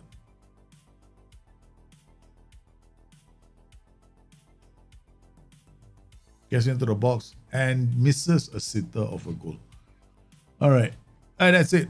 That's how I set this tactic up. There's nothing else you need to do now. You've got the covering play on the right spot now as well.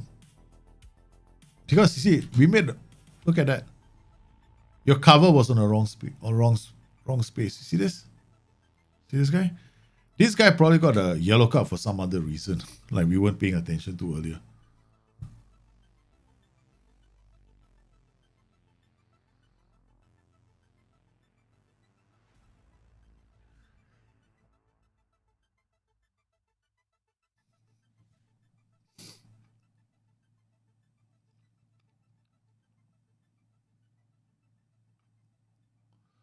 Okay.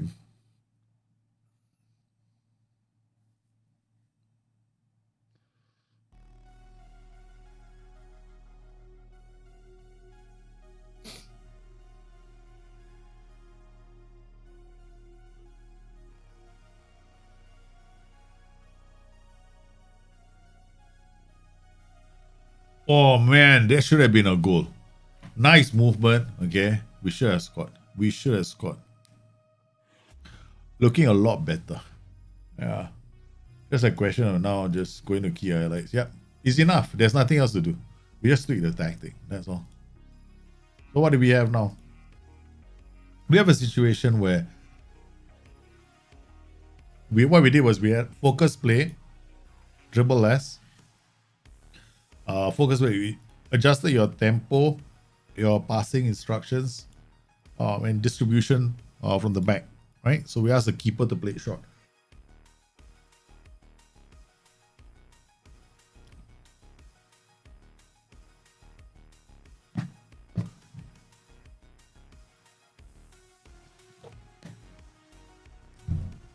Does it remind you of Arsenal 0304? Yeah. Got Thierry Henry coming in wide, right? Hey, 0304. Okay, there he comes in. Some boom! Oh, hey, he's the post again. That's it. Looking better. Okay. So now we just go on super speed. Okay. Bing! This is like, taking too long. I don't know why it's like not even, it's not even going. It's like so many highlights. I'm like pretty confident that we'll score. I mean, if I wanted to, I probably do this. Do this. Yeah. Draw the opposition up higher because they're playing wing backs, right? Let's get those wing backs to play some football. Wing backs not coming out the pitch most likely. So you get the wing backs to come out the pitch, draw them out, and then let these two strikers go head to head with these two. Maybe I'll just change this guy into an advanced forward. Apparently he's not an advanced forward. Guys, seriously, next time when we do tactics, right, we should make sure that we have players for this. Who's this guy? The defender. Shit. What's this? Hopefully this is a defender. Okay. Alright, we'll just send this guy in. No idea who you are, but apparently we didn't choose a striker for the role.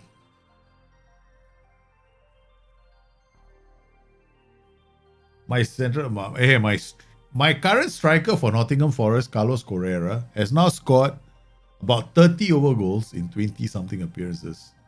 The season isn't even over yet. We're not even halfway through. He's going to score something like 60 goals by the time I'm done. First season. I have got... He's just a bullet striker. And he plays in a 4-4-2. So I've got inverted winger going one way. A white midfielder on this side. I've got inverted winger on one side, a white midfielder on one side, a ball winning midfielder, a DLP on support, an advanced forward, and a target man on support. And my striker is just banging in the goals for fun. So, I mean, this is okay. Fullback is fine. It's a bit safe, yeah. If anything else, this role can be one that actually goes down the flanks, right? So you can actually go wing back on attack. And what will happen is this player will drive to the byline while this guy sits in a bit of a narrow position. Then between the two of them, they can still manufacture a cross, right? Because as the wingback, when the wingback is blocked, he's going to pass the ball back. Who does he pass it to? The inverted winger. The inverted winger then crosses the ball. Right, so that's how the dynamics work better. Whereas if you give it to a fullback and inverted winger, fullback is going to overlap, right? Okay. When he gets to the byline, he's most likely, he might not check back. He might try and cross the ball. You have to see the gap is going to be probably a bit further away, I think. Yeah. But since I changed it, the wingback is performing a lot better. Wingback 7.7. No, I think 7.8. Yeah, he's going up. Like, watch this, right? Wingback goes, gives it to the. There we go. See that? See because they're closer together. He gives it to one that it pulls the defender away. Maybe then after that he plays the diagonal. It's quite straightforward. Like if I want to use an inverted winger, I always go with the wingback beside him, so that the two of them they have a crossing party. Hey, that's the first goal we conceded. Not saying this is the best version, but yeah, this, if you have the players for it, this can work. Yeah. And it goes up, there we go. Inverted winger, we got full width of the pitch. We score a winner. Look at that, right? This is what I want to see. He has no choice but to stay.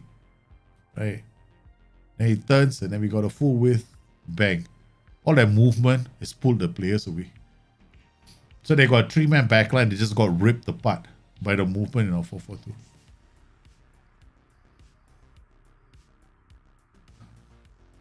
There you go, bang. Inverted winger. See this guy? He's locked out. He's gone. This guy is out of the game already. Right? He's totally out of the game. Oh, they managed to get in there. The bloody MC came back to save the day for him. Come on, let's do it again. I like this 4-4-2 now.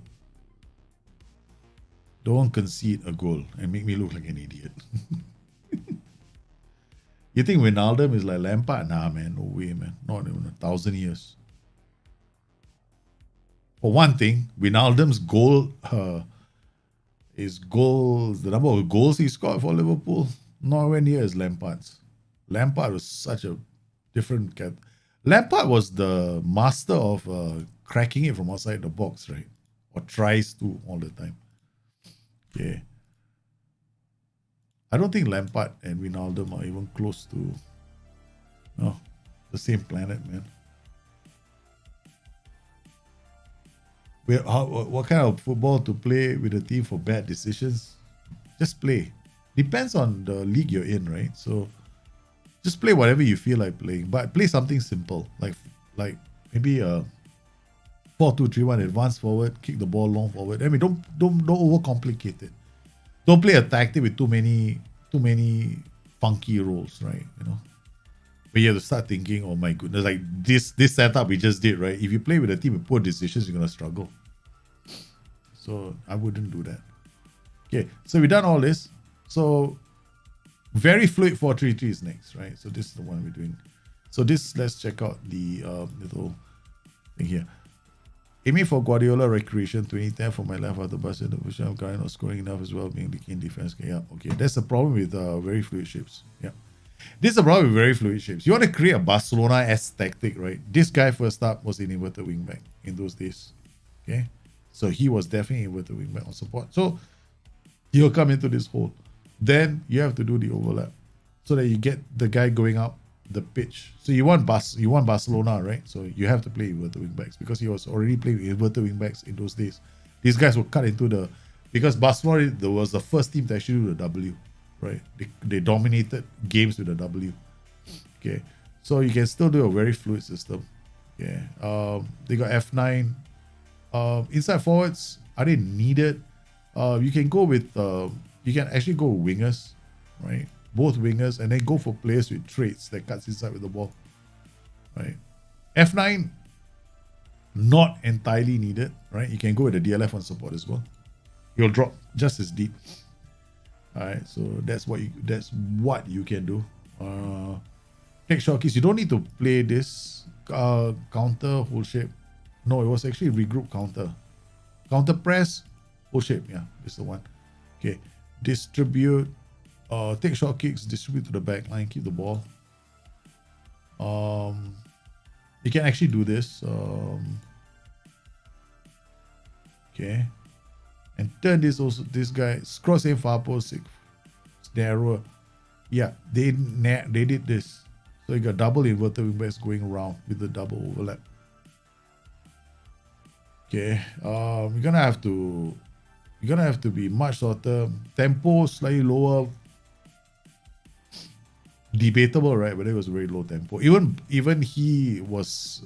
Guardiola was used to get very angry when people said his tactics were very slow. They're not. They build and then they've got different set. They got players who could dictate tempo in the final third. So what he ended up doing was, this player can be an inverted winger on support, right? So what you get is okay. Actually, this player should be winger on support, right? Or wait, let me think. Yeah, you get winger. You get a winger here. Okay. The reason why wingers, because you want players who cut inside with the ball, right? You don't want the roll itself. You want them to hold the position. And then the inverted wingback will sit in the pocket and then do the overlap when he gets the chance to. That's one way of doing it. Okay, don't forget to do quick pick. Yeah, man. I do a quick pick. Okay, this is one way of doing it, right? Okay. Now, forcing the opposition outside, more urgent, prevent short goalkeeper distribution. Right, these guys will press the opposition. Now, the problem with this kind of setup is you are definitely gonna have a problem scoring goals. Right, you don't have the players where you're gonna have a problem. Okay, what we're gonna do with this guy is gonna turn him to a register.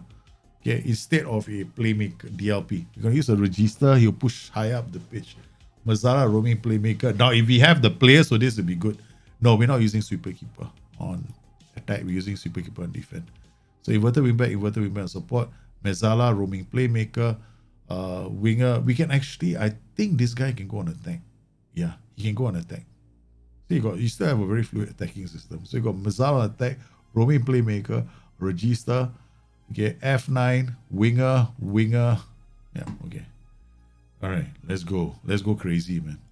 Will this work? Yeah. So you say it was leaky, right? Okay. Now we found the players. We just slightly modify your tactic. You're aiming at the Dani Alves role. Iniesta control the midfield, Villa on the right left thing. I went with the inverted wingbacks, creating a W shape. They were very because this was really the first team, right? I think, if I'm not mistaken, Barcelona was the first team that did a W like this, right? When they have the ball, they form this. They control the half space. We'll see it later when they have the ball, right? This is what I used to go for when I was playing with Barcelona, doing those replications back in the day, which is like long time ago with Barcelona. Okay. Let's wait for the team to get the ball first. Then we will see. Okay. Okay, there we go. The first one, right? Okay. See this? We got one player missing. Our register has gone MIA because we're using a register, right? So where's our register? Our register has gone. He's getting involved in a party. Where's he? Where's Barrios? Is gone here because the wingback is here, right? So you want a W, you know, that they were very. This is the first time I remember them doing this because don't forget, an inverted wingback will still be here, right? The only time you have to worry about the inverted wingback not going there is when you use the inverted wingback on the wrong foot, right? So if you play a right foot inverted wingback on the left, then he will always stay in this pocket, and he'll drive centrally. Okay, so we get the ball, we get this prevention. Goalkeeper panics. He's like, "Holy shit, what are you doing? Take the ball away. You can have the ball, guys." And we only play against a 4-2-3-1. Same thing. Okay, under a lot of pressure still. Right. Bang, we get the ball back. And look at our positioning, right? Okay, look at this. This is what we want, right? Okay, there we go. 1, 2, 3, 4, 5. Okay. That's all we want. Okay. Got winger, inverted wingback coming here. Inverted wingback here.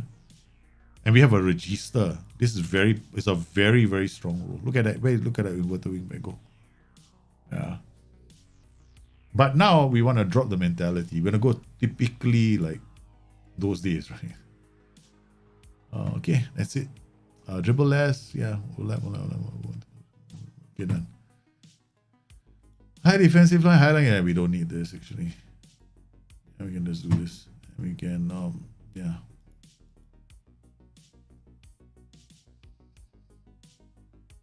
And we spend the whole day doing this, watching them play.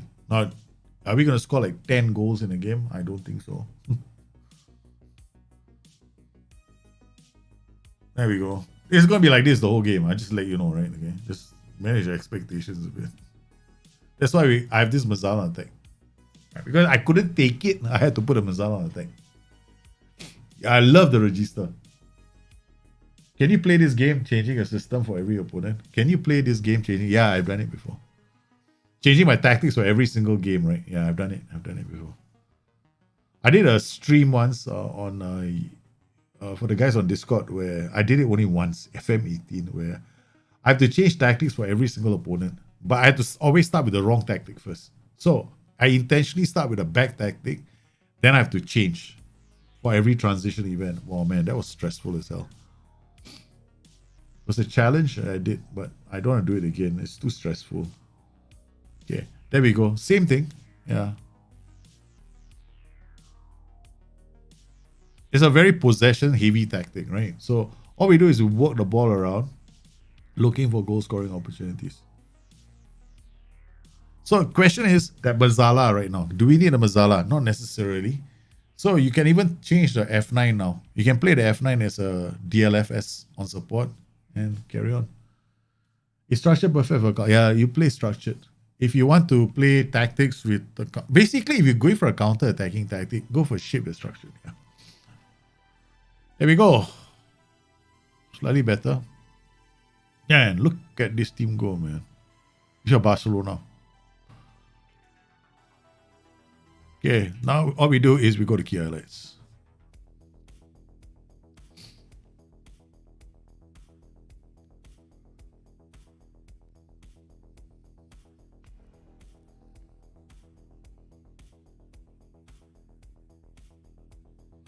Alrighty, after this we pick up the tactics from all of you. So we're taking the first 5 tactics.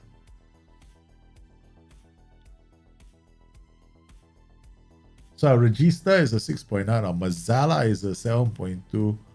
Our 2 wingers, the reason why I went for wingers is because I don't want so many players coming to the center, right? Because we got inverted wingbacks already there. And then we want the inverted wingbacks to go around players, right? So they will go around those players. Sometimes the wingers will cut inside, sometimes they won't. So it gives us a lot of unpredictability in the tactic. And we go with a Regista, Mazzala, RPM. You can also go with a DLP, RPM, Mazzala. You can also use a DM, Mazzala, RPM. It's entirely up to you. I just wanted one where I'm sitting high up the pitch, which is the reason why I went Regista. Plus, I got 2 inverted wingbacks, so what's the point of me being so reticent with the role? Right? Why pick something safe? Since we can keep the ball, look at that. We're just keeping the ball. The winger comes inside, and we got the other wing back in that position, right? So there we go. The wing back comes in. See what I mean by the wing back going to the flanks to give us width? So there are times when the wing back will do that. So any notion that an inverted wing back doesn't go to the flanks, doesn't behave like a wing back, you should drop it, right? Because he can.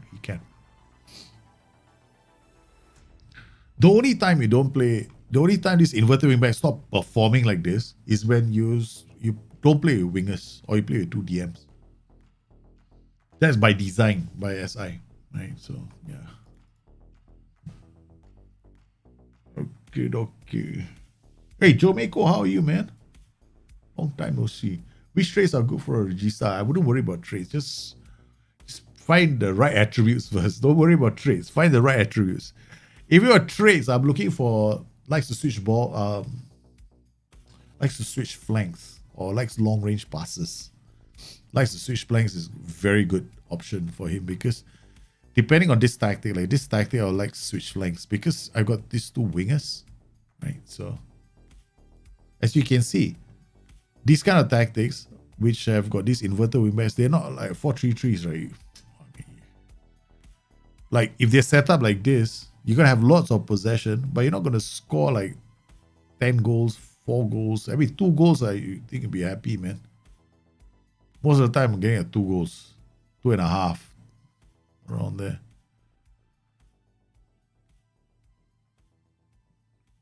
That's how they do. They like surgically get the ball up and then you're hoping they score a goal after that. Ramdauters okay. I'm not a big fan of Ramdauters. I don't like Ramdauters in Football Manager. I just never liked them. So I gotta go through so much effort just to make him score. Like Ramdauter, I gotta change the whole damn team just to make the Ramdauter a goal scorer. After a while, I got fed up. I said, forget it, man. It's like one guy. No thanks. I like tactics where I have like at least 4 players in a season generating assists. Like those are the tactics I want to make because those are the tactics I like. But I hate tactics where I have to crack my head about one player to make him work. And that's the problem with the Ramdauter, in my honest opinion. I don't even think he's playing like that for Bayern Munich anymore, Thomas Muller. Thomas Muller's days as a Ramdauter only existed in one season. And this is one of those times I got very annoyed with SI. I mean, like, wow, we got ball-playing defenders that bring the ball out and, they go all the way down the flank, sometimes across the ball. We've seen this. We got ball-playing defenders that plays underlapping defense. We've seen it for like 2 freaking seasons. We see one Ramdauter for 1 bloody season and SI, like 1 or 2 seasons, and SI does a knee-jerk reaction. Oh, we have to put the Ramdauter in the game. Because all of a sudden, Thomas Muller is the next greatest thing. But you don't see it. We don't see that happening anymore. Like bloody waste of time. And give me better ball-playing defenders. That's all I want. Yeah. I think Ramdauter is overrated. Overrated and definitely not one of my favorite roles. Like a 0 role for me. I will never play a Ramdauter. I think it's a complete waste of time.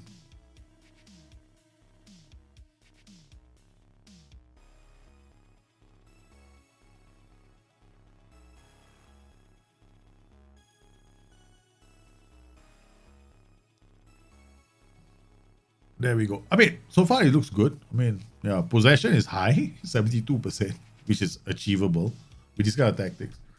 But like I said, if you want to make this defensively solid, the only thing you worry about is how the role you choose for your DM. That's it. Some games you might go, I want to make it safe. Then I play with a DM, right? DM on support or DM on defend, right? That's it. Other than that, yeah, it should be fine. These tactics work. They've been working since FM19, I think. Yeah, this setup, this is my original setup from FM19, except I didn't register. I used the DM. Inverted wingback, winger, roping, playmaker, Mazzala, register. This is what I recommend. You want to play in the opposition third, register. You're not sure, DLP. You want to be a bit more defensive, DM. So that's order. Yeah, it was a major overreaction from SI. I mean, like, Come on, man. Fix your ball playing defender. Fix your set pieces. Oh, one day. Because, okay, honestly, the only reason why the Raum data was included in the game, right? Only reason, and this I can tell you for, I've had this personal feeling, that the reason why the Raum data was added to the game was because SI had gotten the licenses for Bundesliga. That's why.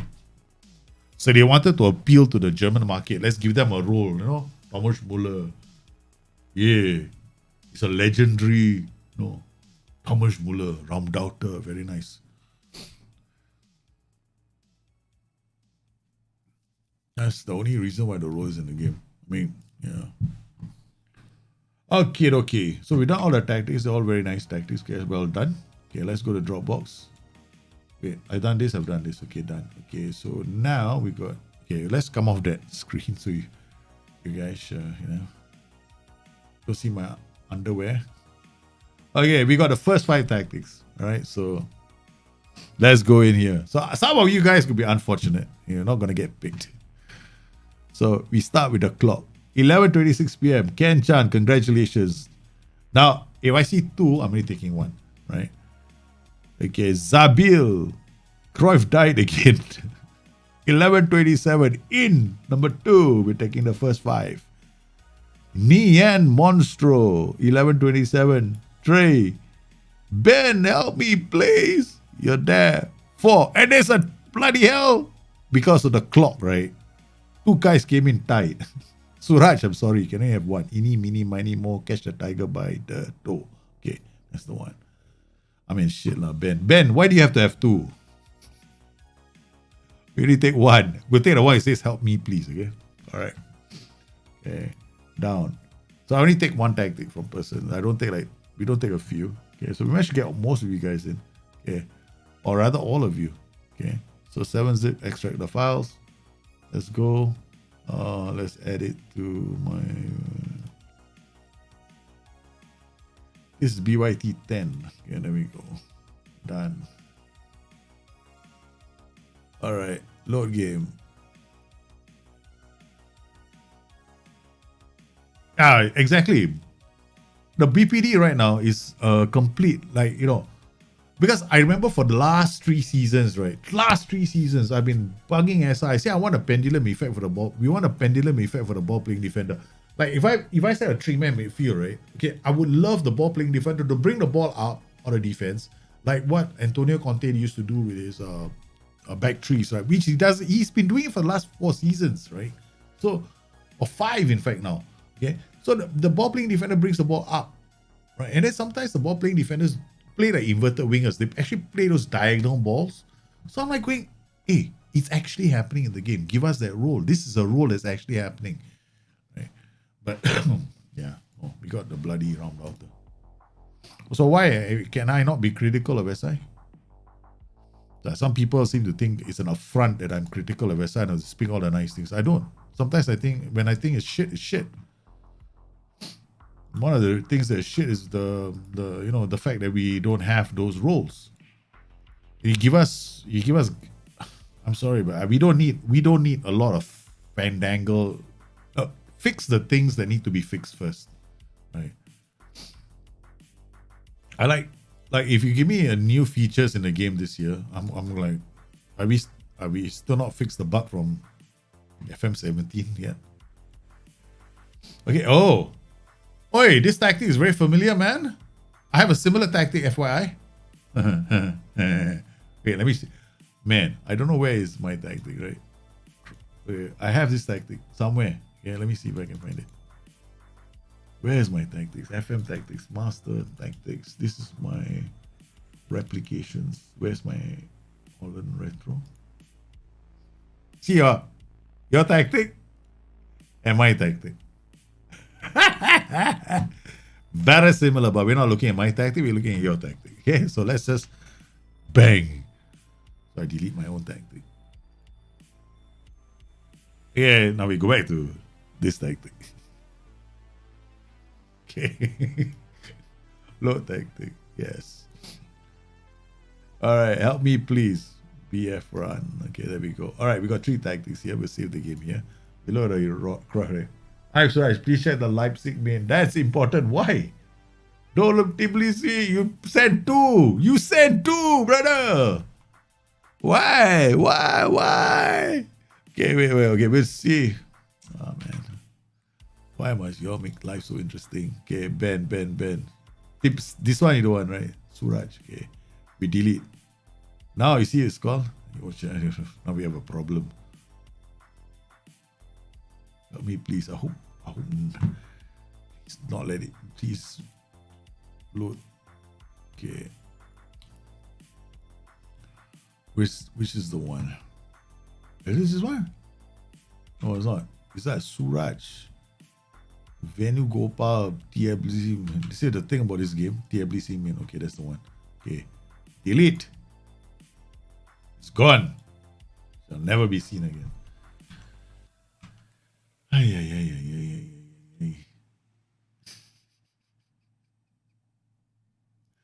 Set one tactic. Okay. All right.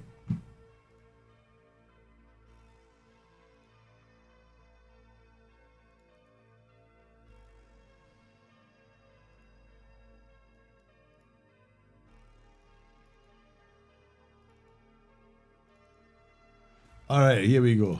Okay, so first tactic. Cruyff died again. Okay, Cruyff died again. These kind of tactics, right? Okay, we just play the tactic. I'll explain what I see. Yeah,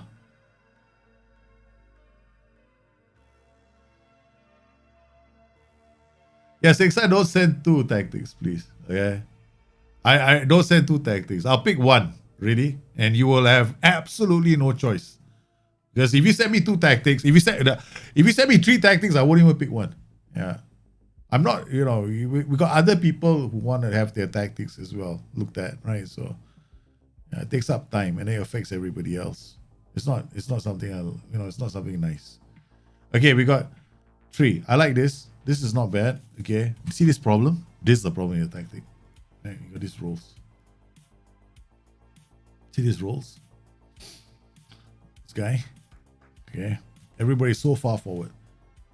You have to make absolutely sure this three-man backline, this Johan Cruyff replications, right? That central defender is the most important defender in the whole world. Like, he is so important. You see that? That is the reason why this tactic, this guy, you're playing as a libero.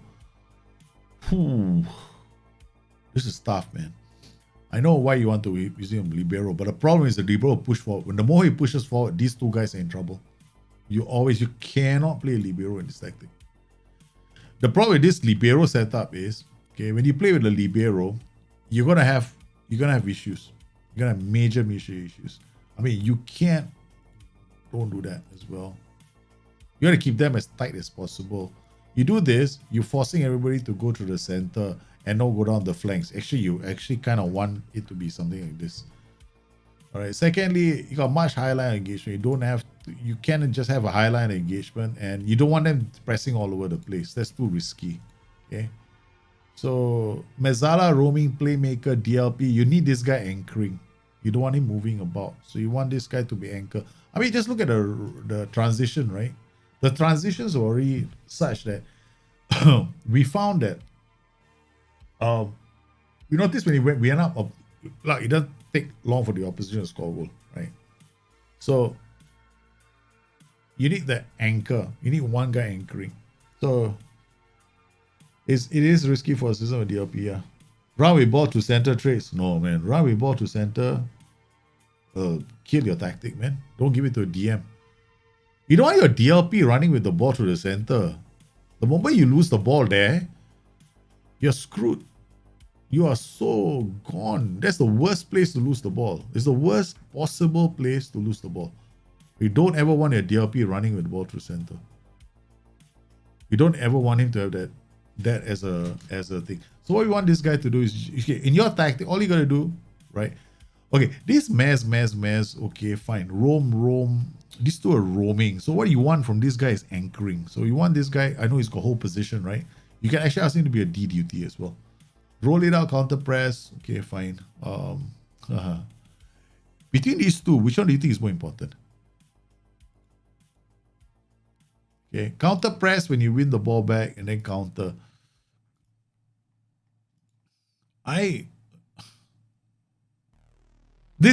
counter pressing, you have to absolutely make sure your team wins the ball. Otherwise, you're gone. Roll it out to who? Center backs. Okay, you got no full backs. Give it to your center backs. I'll probably just go take short kicks. Give it to your center. Your central defenders will come into the box. This is why the reasons why your role choices are very important. This guy has to have comes deep to get the ball. Okay, if you don't have comes deep to get the ball, you're gonna be in trouble. So this guy should have comes deep to get the ball. You probably need width in your tactic as well. Like this role can be a lot simpler. Like maybe a DLF on support, you don't have to have a complete forward. There's too many players roaming. You don't want so much. See, you want your goals to come relatively quickly once you're in the opposition half. You don't want to be, like building play around the opposition area, trying to tiki-taka your way to goal, because the moment you tiki-taka, lose the ball, you're gonna lose the ball. And then counter press, you gotta make sure your players always win the ball. Because if your counter press screws up, because all you got is these guys defending. Counter press is not a magic pill, right? So you can still press aggressively with this group, right? What you can do is you can come in here. Where's the prevention of goalkeeper distribution? Yeah, you got prevention of goalkeeper distribution. Okay. And then you can just do this, regroup and counter. That's all. It's like, it's your players are still in advanced positions to try and win the ball back, right? Right. And look at that. Yeah, these guys are always going to pick up cards. Yeah. But I would just remove counter press. I mean, just remove counter press. That's what I would do with this tactic. Okay. Mass roaming playmaker, DLP maybe on defend duty. Help you out a bit more. Okay. Then everybody else plays around. Then you got a three, basically a pocket 4-man defense. This guy, you see the inside forward, right? Notice that? You saw what he did, right? He just kept running and running like the bloody useless idiot that he is. Okay. So go with wing on support. Also possible. Hang on. Wing on support. Yeah. Wing on support. If you want inside forwards, I see. Okay, I'm gonna do this. Alright. I'm gonna play something a bit more where I have the width for my wingers, but the guys in front are creating havoc. These two. This is a very interesting.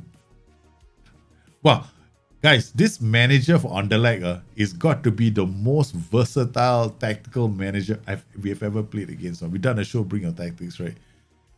We've done a lot of tactics, right? We kept it to this Underlag team, right? This Underlag team has come up with so many different formations for us. I mean, they play a 5, we play a 4-2-3-1. This is the box, man. Now they use it. Man, this has got to be the most versatile team ever. They're playing a box against us.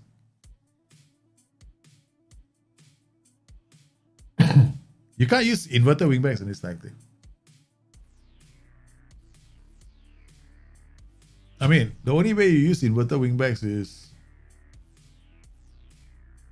you put an inverted wingback here and here, right?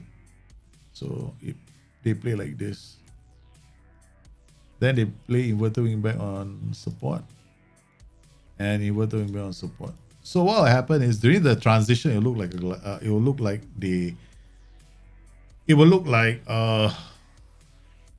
that version, the Cruyff version, but only in the transition event, right? Only in the defend to midfield at transition, then it's in their pocket, right? So you got, so now when we have the ball, they'll come in here. When we don't have the ball, they defend the flanks. So there's one other way of doing it. So these guys will come in here when you have the ball, but they have to be played on support or attack duties for you to get the same effect that you want from your tactic. So they go attack. And you don't have to play wing backs. You can play DMs in that position. Yeah. I probably wouldn't use. I definitely won't use counter press with this tactic. I'll use counter and regroup.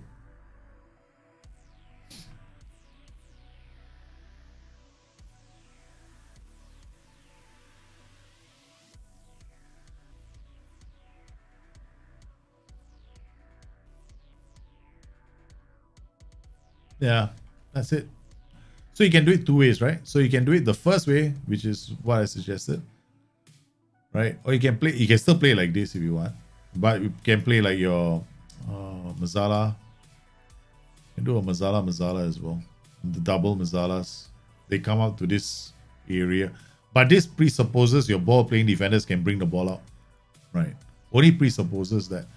If your ball playing defenders are not the sort that can bring the ball out of defense all the time, then you run into trouble. Then you better not play that. Huh? That's my best piece of advice. You could also drop these guys into these positions and play as wingers on attack, right? So you get that other option. But I would go DLF on support Shadow Striker, so I get more vertical movement. At least, if anything else, those two in front will be scoring all the goals. You have counter press is a strategy. It's a strategy. It depends on your tactics. Some tactics you put counter press on, you will lose more games than you win.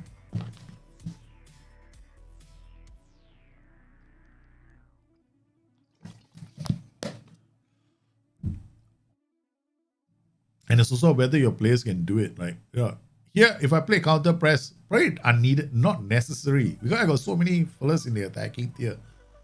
Like, without counter press as well, you still do well. I've actually used this tactic before. Right, similar. I got a similar tactic. But I would go with Mez, DLP, ball playing defender. You can play a libero in this setup. Yeah. But you have to have a player with very good anticipation. Now, formations matter a lot, Suraj. Not all formations can counter press.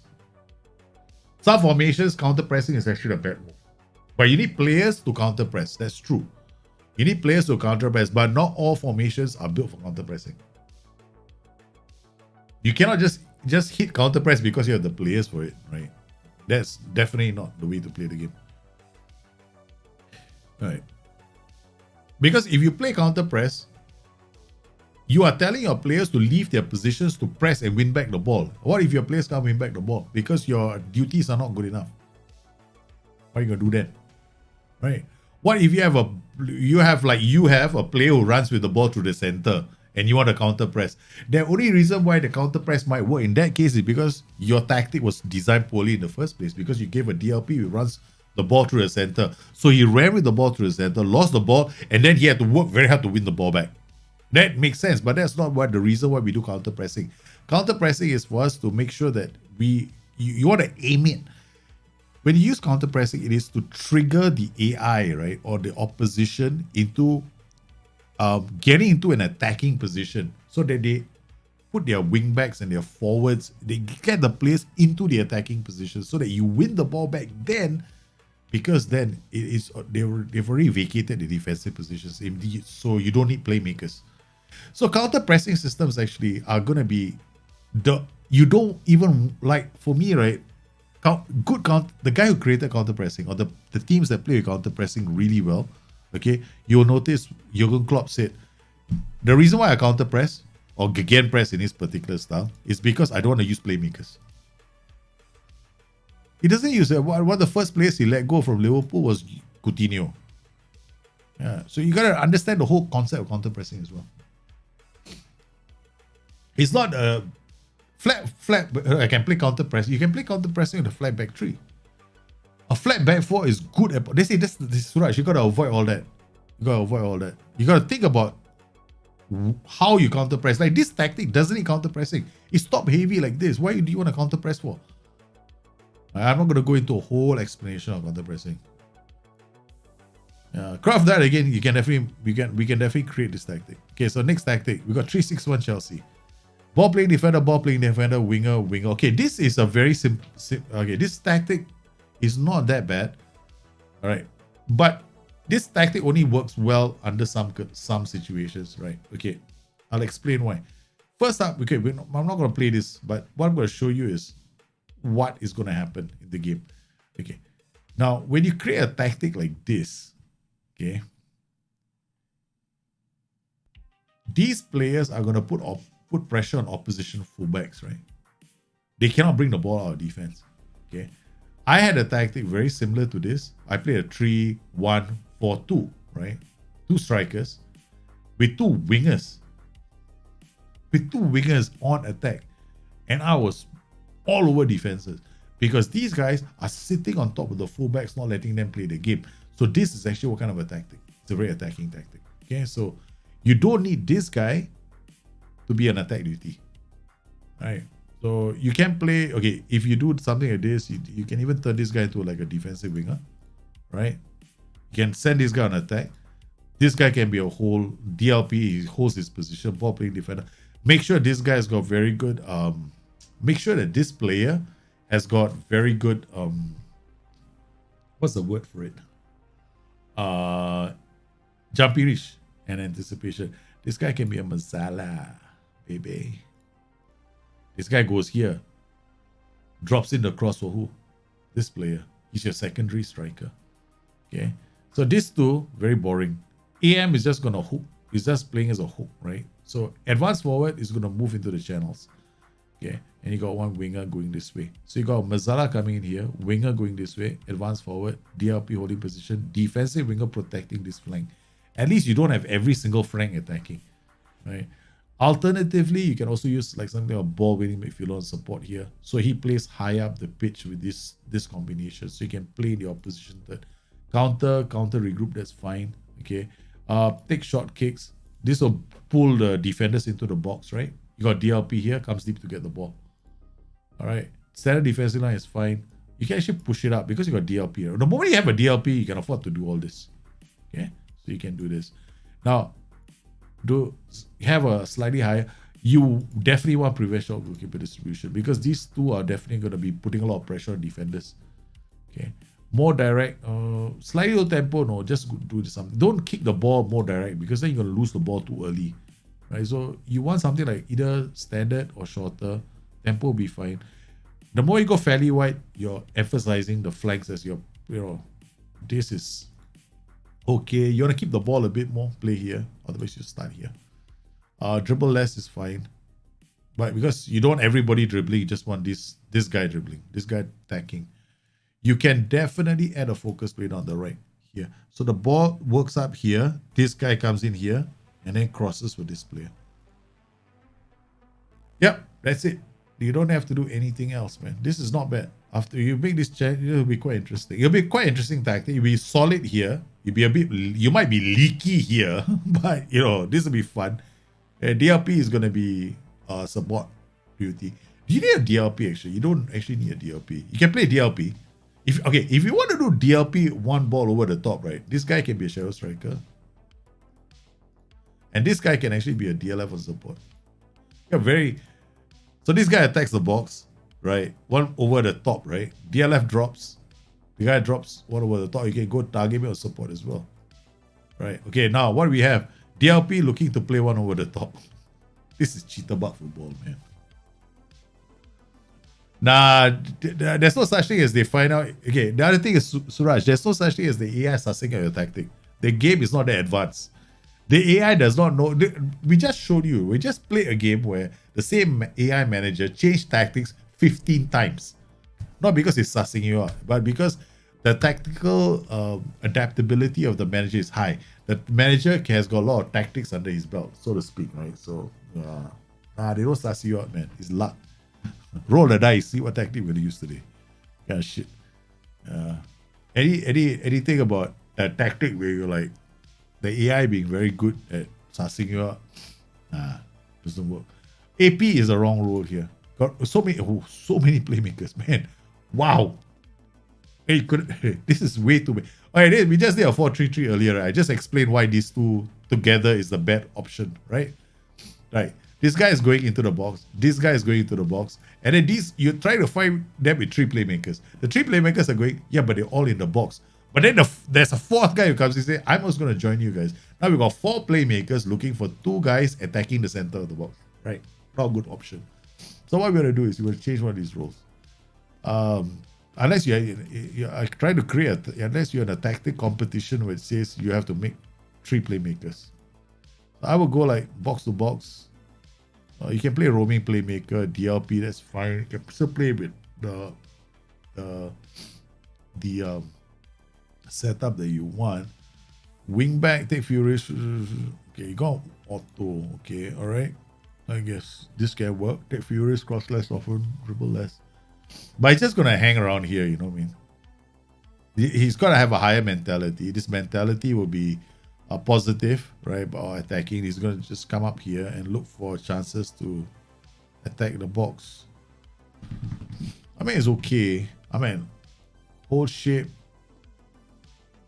This is one time I don't understand. Why regroup hold shape? But this is count. No. This is not understanding. Was it okay? What regroup means? I drop back and hold my position, right? Okay. So when I lose the ball, I'm running back into positions so that I can deny them a chance to pass the ball easily. That's what regroup means. Okay. Hold shape. When you have the ball, let's patiently try and find some nice goal scoring opportunities. That's what it means, right? So I'm gonna pass. Do you have playmakers? You have loads of playmakers. The playmakers are gonna do all the work. So that's what we're doing. All right. So you have to understand what this does. This is a very possession-centric tactic. Okay. It's all about the numbers. But you notice one thing? Your wingbacks are they're not very aggressive, right? So I would not do this. Just play wingback support. Just play a wingback on support. If you want to do something as aggressive as what you're doing, play wingbacks on support.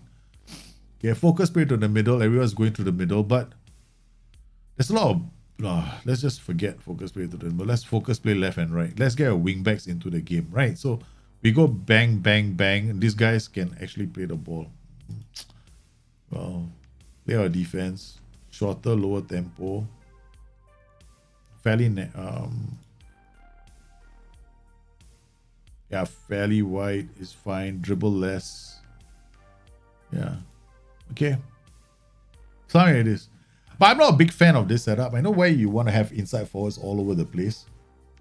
Yeah, there's no, like, for me, there's no, like, plan B. It's all plan A. Everyone's running to the middle. Like, give me the plan B, man. Give it a winger attack. At least you get some width. Change his role to a DLF on support. Yeah, he holds up the ball. Right, he doesn't try. He got so many playmakers. Why do you need an F9? Right, he just overkill. Okay, so we got just we knocked out one playmaker. Now we got 2. This is okay. I mean, the wing on attack, inside forward on attack.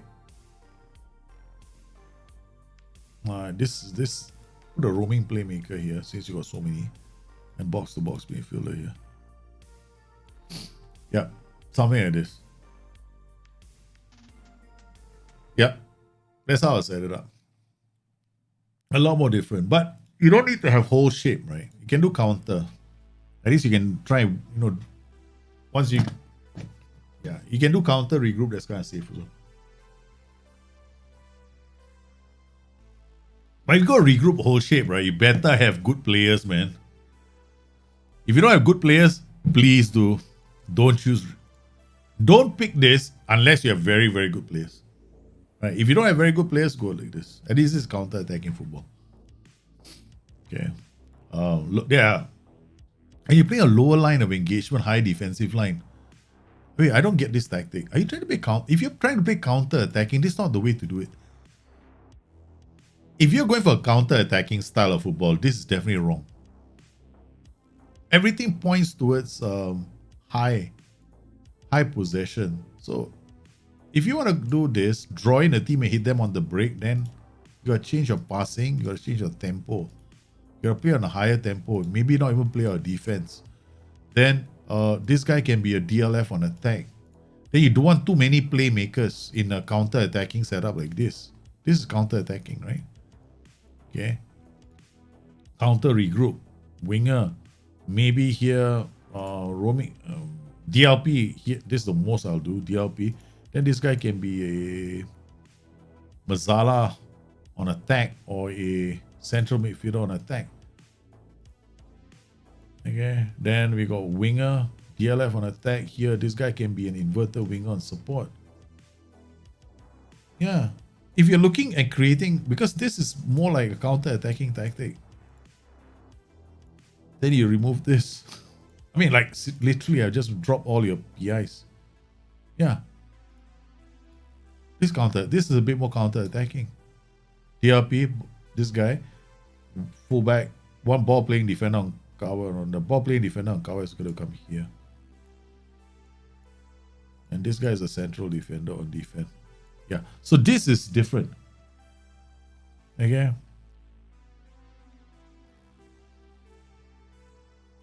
All right. So yeah, guys, if you are trying to send in the tactics, unfortunately, it's too late. We did a call out for everyone to send in the tactics a while ago. So just about like half an hour. Yeah, when is it?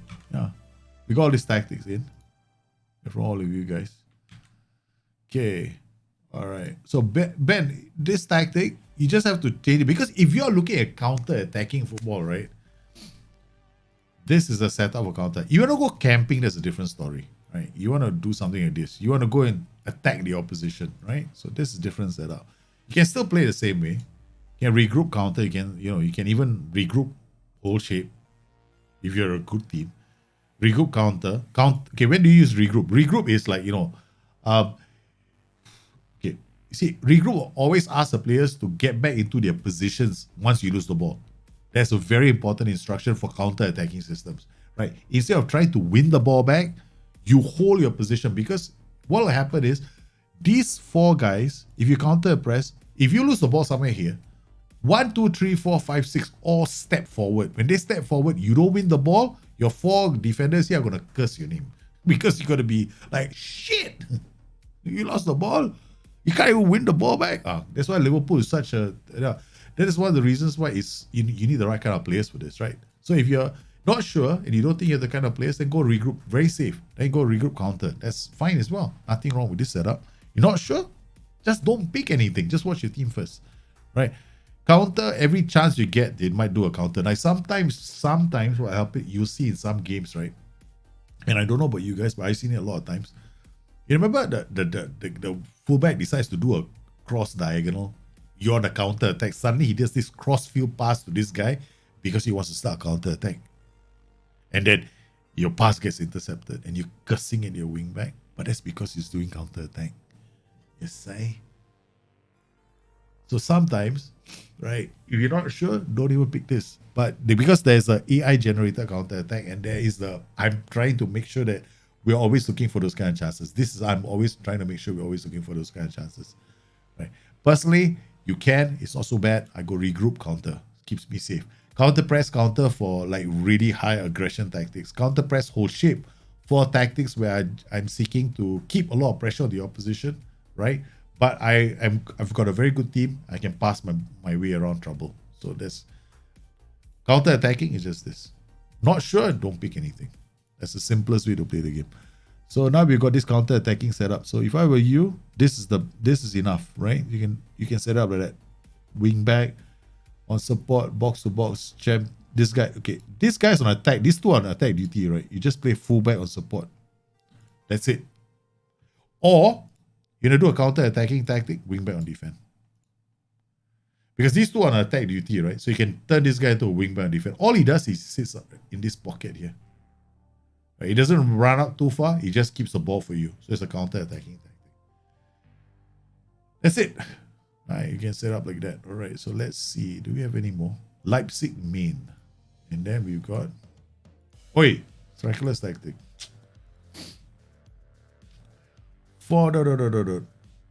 Inverter wingback coming in here. Mazzala coming here. What the heck is going on here, man? That's a lot of complication in this tactic, right? Inverter wingback comes here. Wide playmaker sits narrow. Mazzala comes here. And you got overlap. Okay. Focus play left. Don't even do middle. Don't bother with middle. You just want to focus play on the left. Okay. With the overlap, this guy occasionally will go into this position if you have the ball. Mazzala comes here. This guy sit narrower, right? He has got sit narrower. Okay, what he'll do is he'll come inside this pocket here. So Mazar will come here, Mazar will come here, inverted wingback will go this way. Dia will hold his position. Winger, second goal scorer, winger. Okay, that's it. Just change that. Here, you want this role to work in tandem with him, right? So go wing back. I know, cross from deep, sit narrower. Okay, just get. I think you're better off with the wing back because these two are going to be very close together, right? So it's a bit more riskier, but fullback will be fine. Also, right? Prevent short goalkeepers. Higher is fine. If you're not so sure, go standard, and higher still be good because you got using a DM. See this? These guys are going to try and win you the ball in the middle third. Mentality, you don't really need attacking. Positive is fine. Yeah. This is fine. Yeah. White means you're going to the flank straight away. You don't want that to happen all the time. You go fairly wide. You look, seriously, you can even go up to fairly narrow. You'll still work well. But this is a good tactic. Not bad. I like this tactic. Yeah, it can work. Definitely can work. The only problem is this guy, right? This inverted wingback. Because you're going to get a lot of congestion in this area. But that's why I went and added the focus space on the left. So everybody's going to shift towards the left for you when you get the ball. It creates all that space on the right for you to slap somebody sideways. Okay. Why auto? Cross less often, cross a bit scenario. Okay.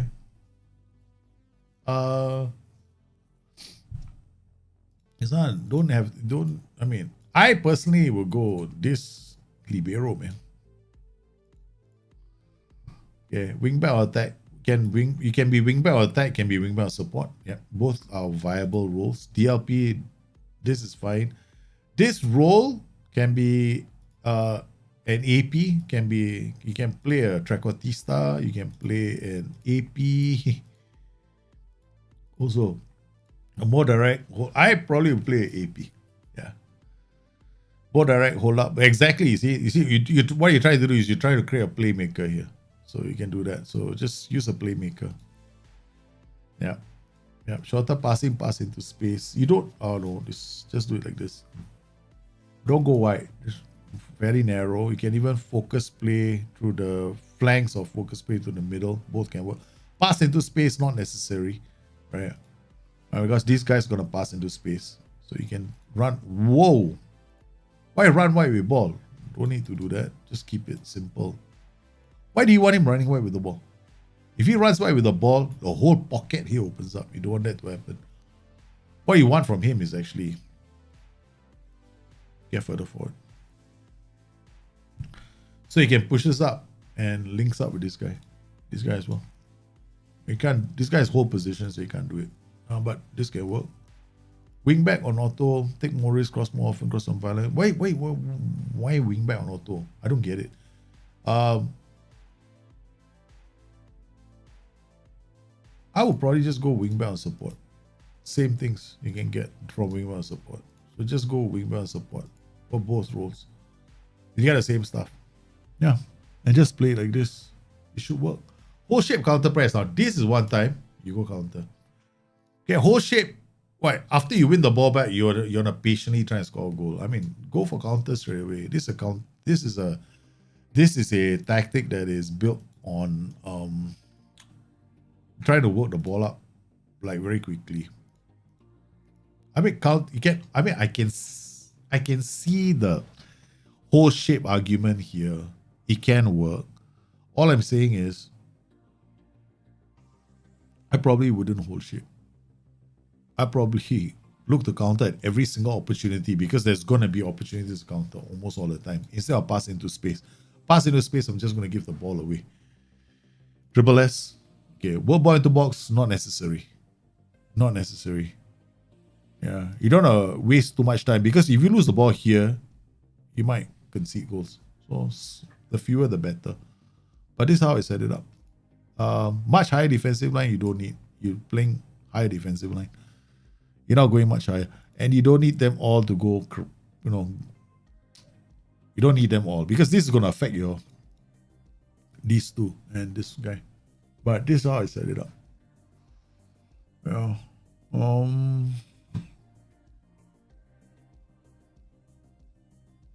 Yeah, this is basically it.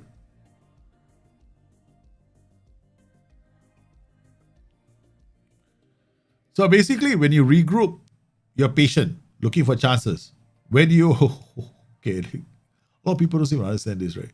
Regroup, drop back into your position. Do not commit. Okay.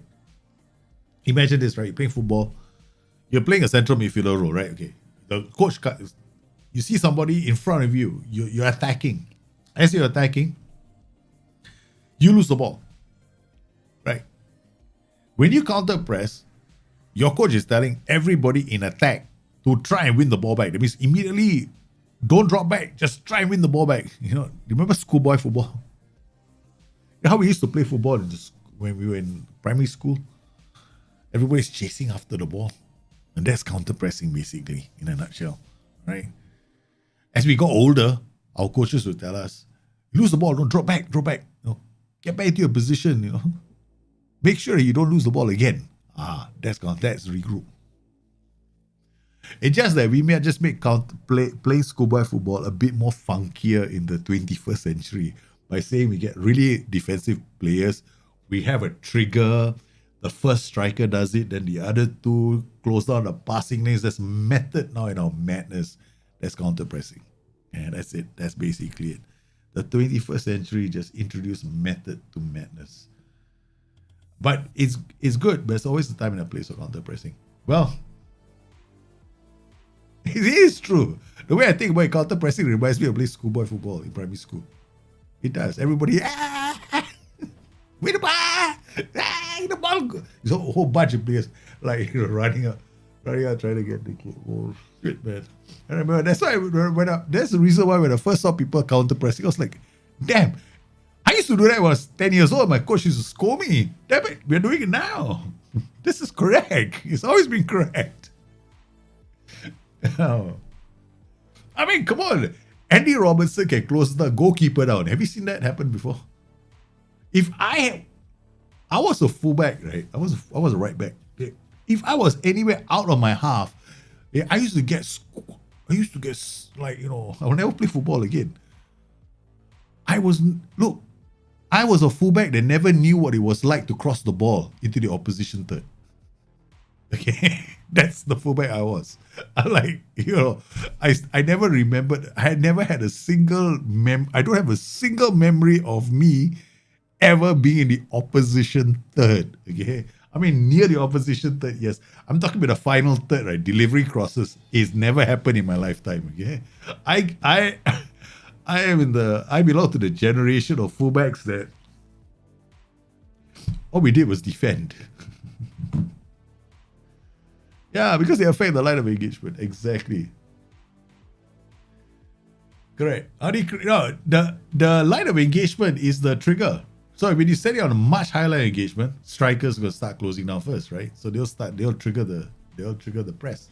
So as you drop your line of engagement, your line of engagement is triggered. Your players will wait for the opposition to get further up the pitch before they start pressing. Yeah, so always look at your strikers, man. Man, I was terrible at football. I had only one foot. I only had right foot. The moment the ball goes on my left foot, I'll fall over and make a complete jackass out of myself. I mean, I had to spend days, right, after practice, right? You used to go home, and I used to have to dribble my left foot. So nowadays, when I'm teaching my kids football, right? So when we play football, it's different. Okay, son, now with your left foot, dribble. My son, 3 years old, I make them dribble around a cone with their right foot, and then I make them dribble around the same cone with their left foot. Okay, we got cones. Okay, I set them up. Literally, there's football coaching for my 3-year-old. So they have a goal celebrations as well. They have to do goal celebrations as well. Yeah. Oh, you want to share tactics? To come back next week again, because what we do is I do like 4 tactics, and then after like usually 1 hour into the stream, we'll pop tactics up again, and then we'll cover everyone. So we did actually do a few from the community. Hopefully next week we'll do some more from you guys as well. So I want to thank everybody for coming on today's show. You guys have been absolutely fantastic. I hope I was able to help you guys out as well. So yes, meanwhile, the halls of justice, I have to get back to my Nottingham Forest safe. So you guys stay safe. Thank you for your support. I'll see you again soon. Bye-bye.